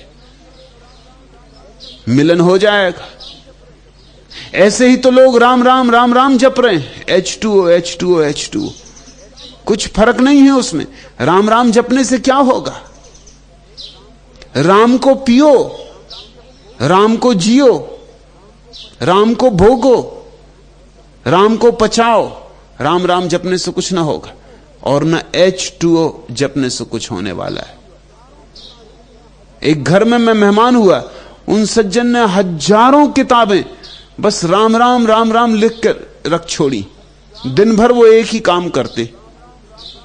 पैसे वाले हैं, कुछ कमाई की जरूरत नहीं है, बस उनका काम एक है, राम पे उपकार कर रहे हैं। वो बस बैठे किताब में लिखते रहते, और भी काम चलता रहता है। मुनीम आते हैं, पूछते हैं, वो मुनीम को जवाब भी देते रहते, मगर राम राम राम राम वो तो यंत्रवत हो गया। वो राम राम लिखते ही रहते। जो भी आता होगा उनके घर उसको दिखाते होंगे, और सभी लोग प्रशंसा करते होंगे। मुझे भी ले गए वो, उन्होंने दिखाई अपनी लाइब्रेरी, हजारों किताबें खराब कर दी। मैंने उनसे कहा तुमने ये क्या किया। बच्चों में बांट देते, स्कूल में बांट देते, कुछ काम आ जाती। ये तुमने राम राम लिख के स्याही भी खराब की, किताबें भी खराब की, अपना समय भी खराब किया। उन्होंने कहा आप कहते क्या है, आप पहले आदमी। जो भी आता वो कहता आहा कितना पुण्य कमाया, आप ये कह रहे हैं। मैंने कहा इसमें पुण्य जरा भी नहीं, और मैं तुम्हें बता दे रहा हूं कि अगर कभी राम मिले तो वो भी तुमसे यही कहेंगे कि तूने इतनी किताबें खराब क्यों की। बच्चों के पास किताबें नहीं थी और तू किताबें खराब करता रहा, और तू मेरी खोपड़ी खाता रहा, राम राम राम राम राम। आखिर मुझे भी सोना पड़ता है, उठना पड़ता है, बैठना पड़ता है। एक यहूदी मरा, वो बड़ा भक्त था, सुबह से शाम तक नियम से परमात्मा को याद करता था, मगर जिंदगी उसकी हमेशा ऐसी मुसीबत में बीती और उसके सामने ही एक पापी रहता था।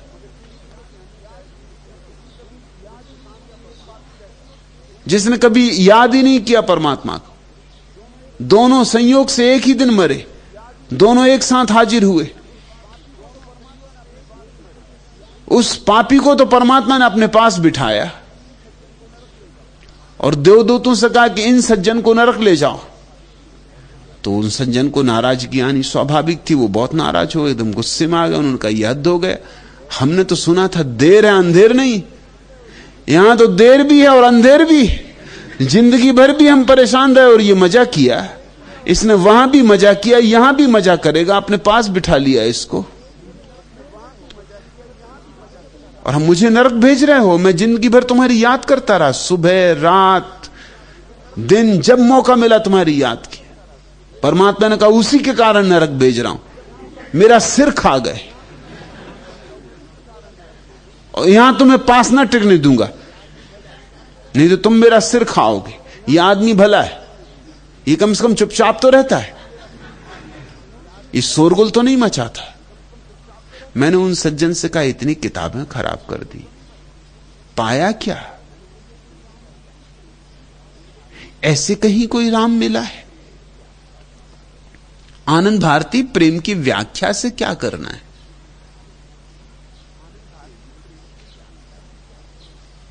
प्रेम को जियो।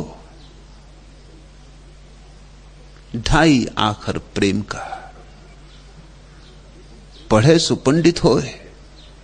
लेकिन प्रेम को पढ़ने का ढंग जीवन है, जीवन की किताब में प्रेम लिखा है, वहीं से अनुभव उठेगा और उठना शुरू हो रहा है। अब ये व्याख्या की बात बीच में लाके एक पहाड़ खड़ा मत करो। तू लिखती हृदय में याद होते ही वाणी मौन हो जाती, शुभ हो रहा है, बड़भागी है। कुछ बता नहीं सकती क्या हो जाता है, पूछता कौन है? कम से कम मैंने नहीं पूछा, और कोई पूछे तो भी बताना मत, क्योंकि तू जो भी बताएगी वो व्यर्थ होगा। जो बताने योग्य है वो पीछे छूट जाएगा, वो बताया ही नहीं जा सकता, वो अकथ्य है। और तू लिखती मेरी समझ में नहीं आता है, ऐसा क्यों हो जाता है? अब समझ को जाने दे, बहुत दिन तो समझ के साथ रह लिया, अब जरा नासमझी से दोस्ती होने दो। बहुत दिन समझदारी कर ली, अब जरा दीवानगी से दोस्ती होने दो। बहुत दिन तर्क बिठा लिए, अब घड़ी आ गई मस्ती की। अब पियो और पिलाओ, प्रेम पियो प्रेम पिलाओ। और तू पूछती प्रेम का यह ऐसा रूप कैसा? यही रूप है प्रेम का, और तो कोई रूप मैंने सुना नहीं, और तो कोई रूप होता नहीं, और तो कोई रूप हो नहीं सकता। प्रेम बेबूझ पहेली है,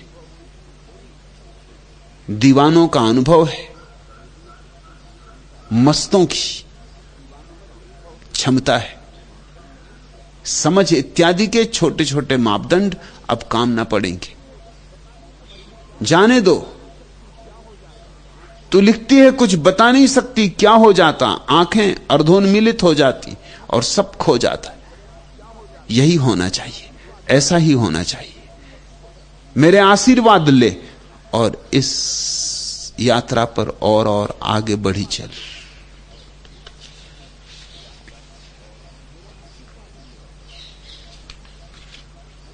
तीसरा प्रश्न, भगवान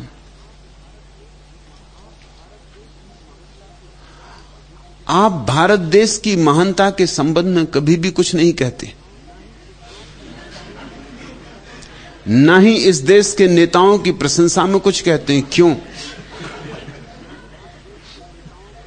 चंदूलाल, आप यहां कैसे आ गए?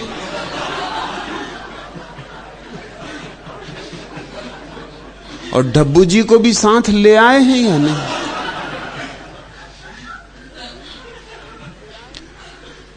गलत दुनिया में आ गए। यहां देशों इत्यादि की चर्चा नहीं होती।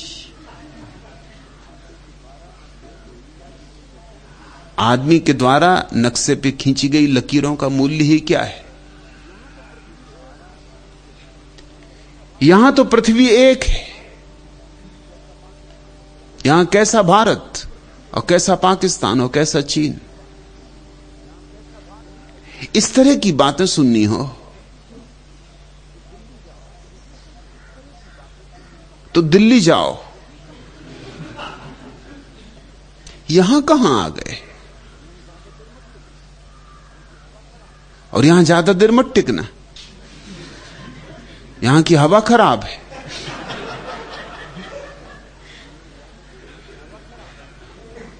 कहीं यहां ज्यादा देर टिक गए, नाचने गाने गुनगुनाने लगे तो भूल जाओगे भारत इत्यादि।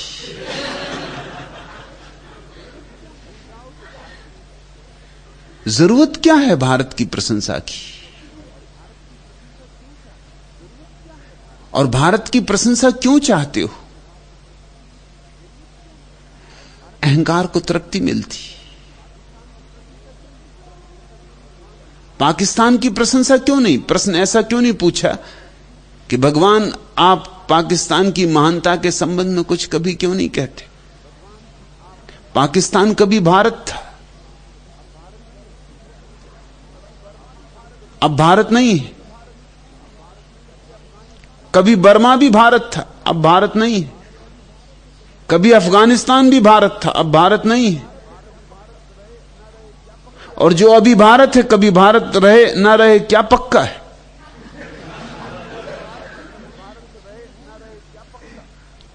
तो पानी पे लकीरें क्यों खींचनी?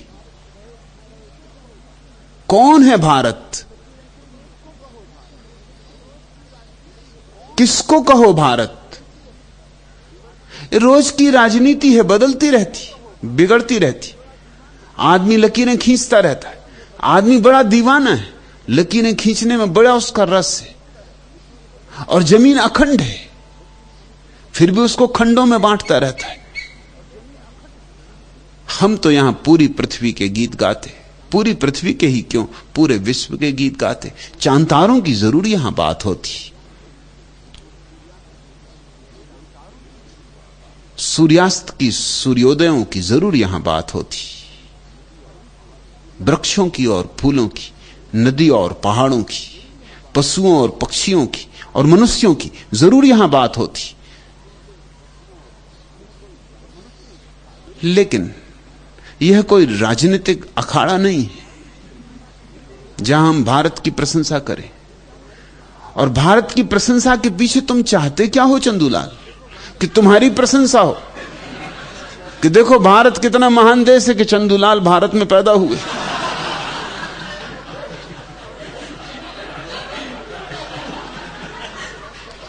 तुम अगर कहीं और पैदा होते तो वह देश महान होता। तुम जहां पैदा होते वही देश महान होता। सभी देशों को यही ख्याल है।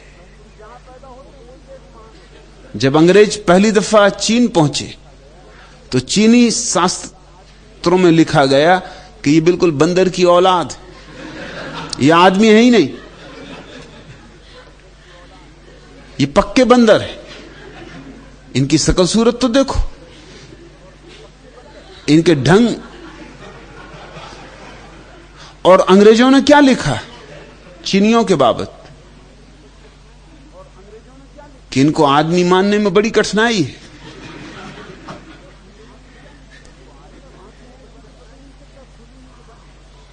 आंखें ऐसी कि पता नहीं चलता खुली हैं कि बंद, भौं है नदारत, दाढ़ी मूछ, अगर दाढ़ी में 4-6 बाल हैं तो गिनती कर लो। ये आदमी किस तरह के? इनको हो क्या गया? नाक चपटी, गाल की हड्डियां उभरी। ये तो एक तरह के कैरीकेचर, व्यंग्य चित्र, जैसे आदमी को उल्टा सीधा बना दो, कुछ भूल चूक हो गई। मगर ये सभी के साथ है। जर्मन समझते हैं कि वे सर्वश्रेष्ठ, सारी दुनिया पर उनका हक होना चाहिए, और भारतीय समझते हैं कि वे पुण्य भूमि, यहीं सारे अवतार पैदा हुए। सारे अवतारों ने इसी पुण्य भूमि को चुना, राम ने, कृष्ण ने, बुद्ध ने और महावीर ने, और कहीं पैदा होने को उनको जगह न मिली।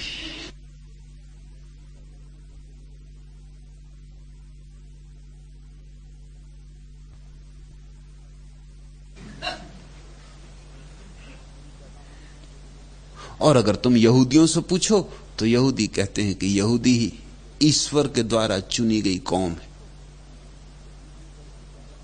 ईश्वर ने यहूदियों को चुना है।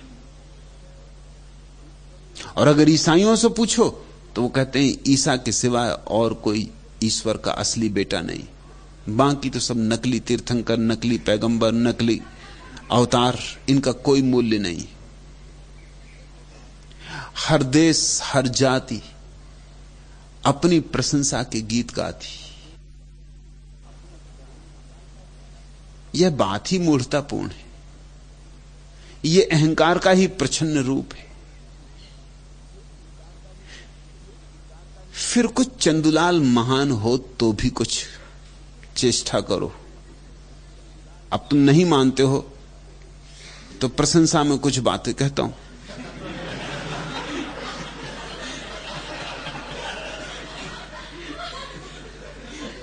जनता का है राज यहां, जनता का है राज यहां पर, गली गली खुशहाल है। ठुकी गरीबों के पांवों में प्रजातंत्र की नाल है। चौराहों पर नेताओं की दादुर जैसी ताल है। मेरा देश महान है। चौराहों पर नेताओं की दादुर जैसी तान है। मेरा देश महान है। उल्लू यहां प्रकाश बांटते, सूरज का उपहास है। गहन अंधेरा नैन नैन में करता यहां निवास है। चमचों के घर यहां पहुंचता सरकारी अनुदान है। मेरा देश महान है। खद्दरधारी जीव यहां पर हर प्राणी को खा रहा, किंतु अहिंसा की परिभाषा माइक पर चिल्ला रहा। मगरमच्छ का यह हो रहा देवों सा सम्मान है। मेरा देश महान है। भ्रष्टाचारी वहां लबादा ओढ़े हैं ईमान का। बंदूकों की नोक बताती यहां मूल्य इंसान का। गाया जाता यहां प्रेम से जोंकों का बलिदान है। मेरा देश महान है। नीर छीर का ज्ञान यहां पर कौओं के अधिकार में। समझे जाते हंस यहां पर बुद्धू हर व्यापार में। पृथ्वीराज से बड़ी यहां पर जयचंदों की शान है। मेरा देश महान है। नहीं आ रही किसी दिशा से सूरज की आवाज है। यहां अंधेरे के माथे को मिला अनोखा ताज है। लगता है तिनके तिनके पर बिखरी हुई मसान है। मेरा देश महान है। क्या है महान, और क्यों ये आकांक्षा? सच में जब कोई चीज महान होती है तो उसकी घोषणा नहीं करनी होती, उसका होना ही प्रमाण होता है। सूरज उग आया, प्रमाण हो गया कि सुबह हो गई। कोई बैंड बाजे बजा के खबर नहीं करनी पड़ती कि सुबह हो गई, कि भाई जागो सूरज उग आया, कि हे फूलो अब खिलो, कि सूरज उग आया। फूल खिल जाते, पक्षी गीत गाने लगते, लोग जग जाते। सूरज आ गया बिना कुछ कहे, बिना शोरगुल किए, जरा भी आवाज नहीं करता। ये तो भीतर कहीं छिपी हुई हीनता का भाव ही है जो हमारे मन में ये आकांक्षा उठाता है कोई कहे कि महान। ये इंफीरियरिटी कॉम्प्लेक्स है। ये भीतर छिपी हुई हीनता की ग्रंथि और बीमारी है कि हम चाहते हैं कि कोई न कोई हमें महान कहे, किसी न किसी कारण से महान कहे, और हम बड़े प्रसन्न होते हैं। और तुम्हारे नेता होशियार हैं, वो तुम्हारी महानता के गीत गाते रहते। तुम भूखे मर रहे हो, वो महानता के गीत तुम्हें पिलाते, और तुम महानता के गीत पी के अहंकार में अकड़े हुए भूल ही जाते हो समस्याओं को। तुम्हारी समस्याएं भुलाने के लिए महानता का गीत अफीम का काम करता है। तो नेता आते हैं तो वो तुम्हारी महानता की महान भारतीय संस्कृति, सबसे प्राचीन संस्कृति, सबसे धार्मिक संस्कृति, बात कुछ जचती नहीं, बात में कुछ सच्चाई नहीं है, लेकिन तुम्हें सुन के अच्छी लगती, प्रीतिकर लगती। तुम भूल ही जाते हो अपनी भुखमरी, अपनी दीनता, अपना दारिद्र, अपनी बेईमानी, अपनी चोरी, और तुम भूल जाते हो नेताओं की चोरी और नेताओं की बेईमानी और नेताओं की दगाबाजी। ये महानता का गीत दोनों तरफ लाभ पहुंचाता है। तुम महान, तुम्हारे नेता महान, तुम्हारा देश महान, और हालत, अगर हालत को जरा आंख खोल कर देखो तो बहुत डर लगता है। तो बेहतर ये आंख बंद रखो और महानता के गीत गाते रहो। अफीम का नशा है यह। आदमी आदमी जैसे हैं, सब जगह एक जैसे। आदमी आदमी में कोई खास फर्क नहीं, और जो फर्क है वो बहुत ऊपरी। किसी ने बाल ऐसे काट लिए, किसी ने बाल वैसे काट लिए, इन फर्कों से कोई फर्क नहीं पड़ता। कोई एक भाषा बोलता है, कोई दूसरी भाषा बोलता है, इनसे कुछ फर्क नहीं पड़ता। ये सब ऊपरी बातें। आदमी आदमी जैसा है, सारी जमीन पर एक जैसा है, उसमें कोई गुणात्मक भेद नहीं है। अगर कुछ भेद होंगे तो बस संस्कारगत है। कोई मंदिर जाता है, कोई मस्जिद जाता है, मगर जाने वाला एक जैसा ही है। मंदिर वाला मंदिर में धोखा दे रहा है, मस्जिद जाने वाला मस्जिद में धोखा दे रहा है। मंदिर में जाने वाला मंदिर में झूठी प्रार्थना कर रहा है, गिरजे में जाने वाला गिरजे में झूठी प्रार्थना कर रहा है। गिरजाओं मंदिर अलग, कोई कृष्ण के चरणों में जा रहा है, कोई क्राइस्ट के, मगर वो जो जाने वाला आदमी है वो एक जैसा आदमी है, उसमें कोई फर्क नहीं। ऊपर ऊपर से तुम कितनी ही धर्म की बातें करो, लेकिन भीतर तुम उतने ही भौतिकवादी हो जितने दुनिया में कोई और लोग, शायद थोड़े ज्यादा ही हो, कम तो नहीं। तुम्हारी पकड़ चीजों पे उतनी ही है जितनी किसी और की। सच तो ये तुम्हारी थोड़ी ज्यादा है, क्योंकि तुम्हारे पास चीजें कम है। तो चीजें कम हो तो उनकी कमी को, पकड़ को ज्यादा करके पूरा करना पड़ता है। जिनके पास चीजें बहुत हैं वो पकड़ेंगे भी तो कितना पकड़ेंगे, वो ज्यादा नहीं पकड़ सकते। पश्चिम में जहां चीजें बहुत बढ़ गई उनको तुम कहते हो भौतिकवादी लोग, सिर्फ इसलिए कि उनके पास भौतिक चीजें ज्यादा हैं, इसलिए भौतिकवादी। और तुम अध्यात्मवादी, क्योंकि तुम्हारे पास खाने पीने को नहीं है, छप्पर नहीं है, नौकरी नहीं। ये तो खूब अध्यात्म हुआ। ऐसे अध्यात्म का क्या करोगे? ऐसे अध्यात्म को आग लगाओ। और जिनके पास चीजें बहुत हैं उनकी पकड़ कम हो गई स्वभावतः, कितना पकड़ोगे? जिनके पास कुछ नहीं है उनकी पकड़ ज्यादा होती। जिनके पास सिर्फ लंगोटी है वो उसको पकड़े बैठे रहते हैं, वो यहां से न छूट जाए, और तो कुछ है ही नहीं। लेकिन जिनके पास बड़ा विस्तार है, कुछ छूट भी जाए तो क्या फिक्र, उनमें देने की भी क्षमता आ जाती है, बांटने की भी क्षमता आ जाती है। सच तो यह है कि जितनी भौतिक उन्नति होती है उतना देश कम भौतिकवादी हो जाता है, क्योंकि जो चीज हमारे पास होती है उस पर हमारी पकड़ कम हो जाती है। जो हमारे पास नहीं होती उसकी हमारी पकड़ बहुत गहरी होती, हमारी आकांक्षा बहुत गहरी होती। मनुष्य के मन के इस नियम को ठीक से समझ लेना। उल्टा लगेगा यह, जो हमारे पास नहीं है उसे हम ज्यादा पकड़ते हैं, और जो हमारे पास है उसे हम कम पकड़ते हैं। तुम खुद ही अपने जीवन को थोड़ा विचार करो, जो तुम्हारे पास है उस पर तुम्हारी ज्यादा पकड़ नहीं होती है ही, तो पकड़ना क्या है? जो तुम्हारे पास नहीं है उसकी आकांक्षा होती है, उसे पकड़ने का इरादा बना रहता है। यह देश अध्यात्म की व्यर्थ दावेदारी करता है। इस देश को पहले भौतिकवादी होना चाहिए तो यह अध्यात्मवादी भी हो सकेगा। इस देश के पास अभी तो शरीर को भी संभालने का उपाय नहीं, आत्मा की उड़ान तो ये भरे तो कैसे भरे। वीणा ही पास नहीं है तो संगीत तो कैसे पैदा हो। पेट भूखे हैं, उनमें प्रेम के बीज कैसे फलें। पेट भूखे हैं, उनमें ध्यान कैसे उगाया जाए। मेरे हिसाब में हमने अगर कोई बड़ी से बड़ी भूल की है इन 5000 वर्षों में तो वह यह है कि हमने भौतिकवाद की निंदा की है और भौतिकवाद की निंदा पर अध्यात्मवाद को खड़ा करना चाहा है।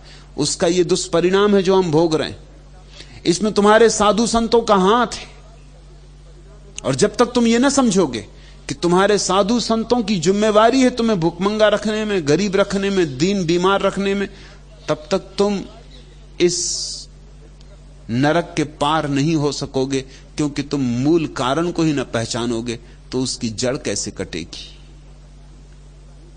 मेरे हिसाब में भौतिकवाद अध्यात्मवाद का अनिवार्य चरण है। भौतिकवाद बुनियाद है मंदिर की और अध्यात्म मंदिर का शिखर है। बुनियाद के बिना मंदिर नहीं हो सकता। भौतिकवाद और अध्यात्म में कोई विरोध नहीं है, सहयोग है। आत्मा और शरीर में कितना सहयोग है गौर से देखो तो। जो शरीर में घटता है वो आत्मा में घट जाता है, जो आत्मा में घटता है वो शरीर में घट जाता है। किसी आदमी को विश्वास दिला दो कि वो बीमार है, उसका शरीर बीमार हो जाएगा। तुम प्रयोग करके देख लो, तय कर लो कि फला आदमी बिल्कुल स्वस्थ है, पूरा मोहल्ला तय कर लेगी जो भी उससे मिले। जयराम जी करने के बाद पहला सवाल ये पूछे, वे बात क्या है, शरीर तुम्हारा बड़ा पीला पीला पड़ा जा रहा है, तुम कुछ बीमार हो। पहले वो इंकार करेगा क्योंकि वो बीमार नहीं है, लेकिन जब 2-4 लोग पूछ चुकेंगे तो इतने जोर से इंकार नहीं करेगा, उसे शक होने लगेगा। और सांझ होते होते तुम देखोगे वो बिस्तर पर लेट गया है, कंबल ओढ़े पड़ा है, हो सकता है कि बुखार चढ़ा है। इतने लोग कहते हैं तो झूठ तो ना कहते होंगे। तुमने उस आदमी को सम्मोहित कर दिया, तुमने उसके मन को प्रभावित किया, उसकी देह भी प्रभावित हो गई। और इससे उल्टा भी सच, जब देह प्रभावित होती तो मन भी प्रभावित होता। ये कोई अलग अलग चीजें नहीं है, एक ही सिक्के के 2 पहलू। तुम्हारी आत्मा और तुम्हारी देह के बीच कैसा तारतम्य है, कैसा समन्वय है, समवेत। परमात्मा और उसके अस्तित्व के बीच कैसा गहरा नाता है। तो भौतिकवाद और अध्यात्मवाद विपरीत नहीं हो सकते। भारत ने बड़ी भूल की है दोनों को विपरीत मानकर। पश्चिम भी भूल कर रहा है दोनों को विपरीत मानकर। पश्चिम ने भौतिकवाद चुन लिया अध्यात्म के खिलाफ, भारत ने अध्यात्म चुन लिया भौतिकवाद के खिलाफ। दोनों ने आधा आधा चुना, दोनों तड़फ रहे हैं, दोनों मछली जैसे तड़फ रहे हैं जो जिसका पानी खो गया हो। क्योंकि पानी समग्रता में है। मेरा उद्घोष यही है कि हमें एक नई मनुष्यता का सृजन करना है, ऐसी मनुष्यता का जो दोनों भूलों से मुक्त होगी, जो ना तो भौतिकवादी होगी ना अध्यात्मवादी होगी, जो समग्रवादी होगी, जो ना तो देहवादी होगी ना आत्मवादी होगी, जो समग्रवादी होगी, जो बाहर को भी अंगीकार करेगी और भीतर को भी, बाहर और भीतर में जो विरोध खड़ा न करेगी, जो बाहर और भीतर के बीच संबंध बनाएगी, सेतु बनाएगी। एक ऐसी मनुष्यता का जन्म होना चाहिए। उसी मनुष्यता के जन्म के लिए प्रयास चल रहा है। मेरा सन्यासी उसी नए मनुष्य की पहली पहली खबर है। वो संसार को स्वीकार करता है और फिर भी अध्यात्म को इंकार नहीं करता। वो अध्यात्म को स्वीकार करता है, फिर भी संसार को इंकार नहीं करता। वो संसार में रहकर और संसार के बाहर कैसे रहा जाए, इसका अनूठा प्रयोग कर रहा है। मेरे मन में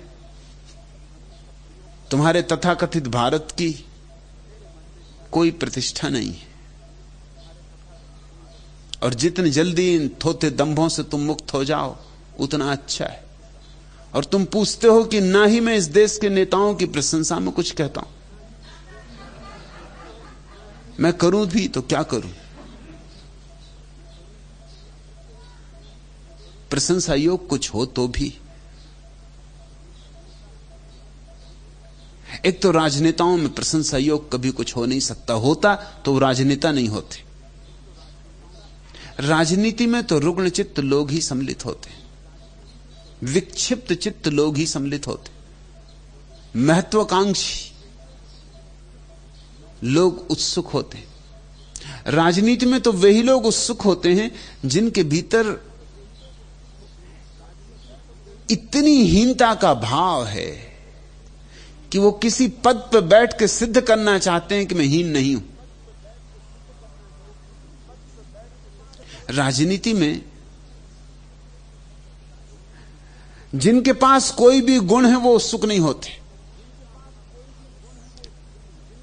जो मूर्तिकार हो सकता है वो मूर्तिकार होना पसंद करेगा, राजनीतिज्ञ नहीं। जो चित्रकार हो सकता है वो चित्रकार होना पसंद करेगा, राजनीतिज्ञ नहीं। जो संगीतज्ञ हो सकता है वो संगीतज्ञ होना पसंद करेगा, राजनीतिज्ञ नहीं। राजनीति तो गुणहीनों के लिए है, इसलिए राजनीति में कोई योग्यता आवश्यक नहीं होती। असल में तो अयोग्यता ही योग्यता है। वहां जितना अयोग्य आदमी हो उतना राजनीति में आगे जा सकता, क्योंकि योग्य आदमी तो थोड़ा झिझकता है, सोचता है कि अपनी योग्यता से चलना चाहिए।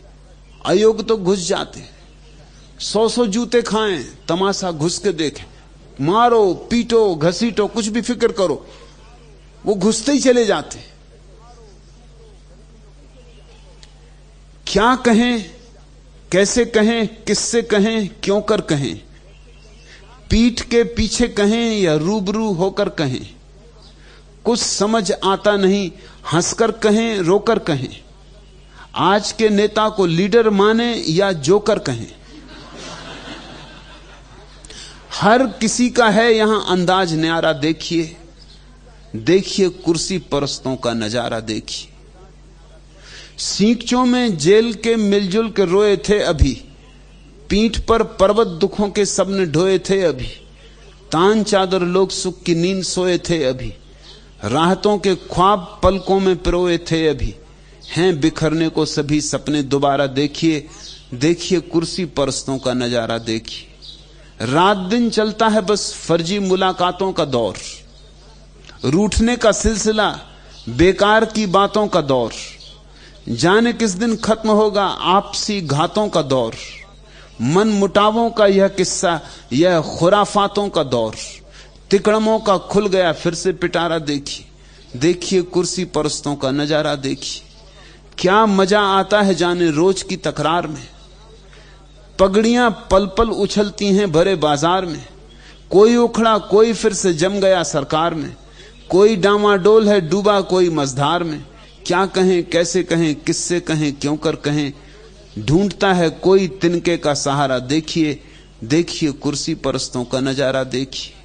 अपहरण होते न हो ऐसा नगर कोई नहीं, राहजन चारों तरफ हैं, राहबर कोई नहीं, जेल से छूटे ग्रह कट, अब कसर कोई नहीं, चोर सब निर्भय बने, डंडे का डर कोई नहीं, रंग के मौसम में कांटों का इशारा। देखिए देखिए कुर्सी परस्तों का नजारा देखिए। किसकी प्रशंसा करो और क्यों? और चंदुलाल, यहां तुम भारत की और भारत के नेताओं की प्रशंसा सुनने आए हो कि आए हो कुछ जागो, कुछ जीवन का तुम्हें स्वाद लगे, कि कुछ तुम भी परमात्मा के रस से संयुक्त हो सको। यहां तुम आए हो सौंदर्य का पान करने, प्रभु की प्रार्थना में डूबने, कि थोड़ा समाधि का साथ हो ले, कि थोड़ा जला हुआ दिया तुम्हारे बुझे हुए दिए के करीब सरक आए,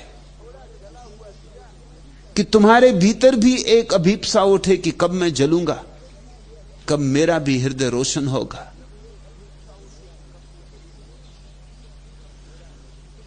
आते हो कुछ और काम से, पूछताछ कुछ और करने लगते हो। ऐसी बातें घर छोड़ के आया करो, ऐसे प्रश्न घर छोड़कर आया करो।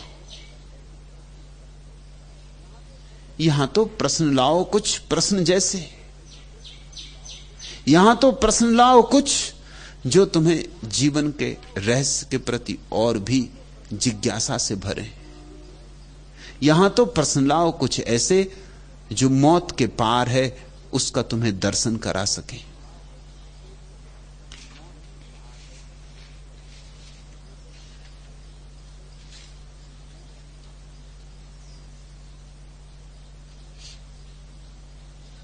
आखिरी प्रश्न,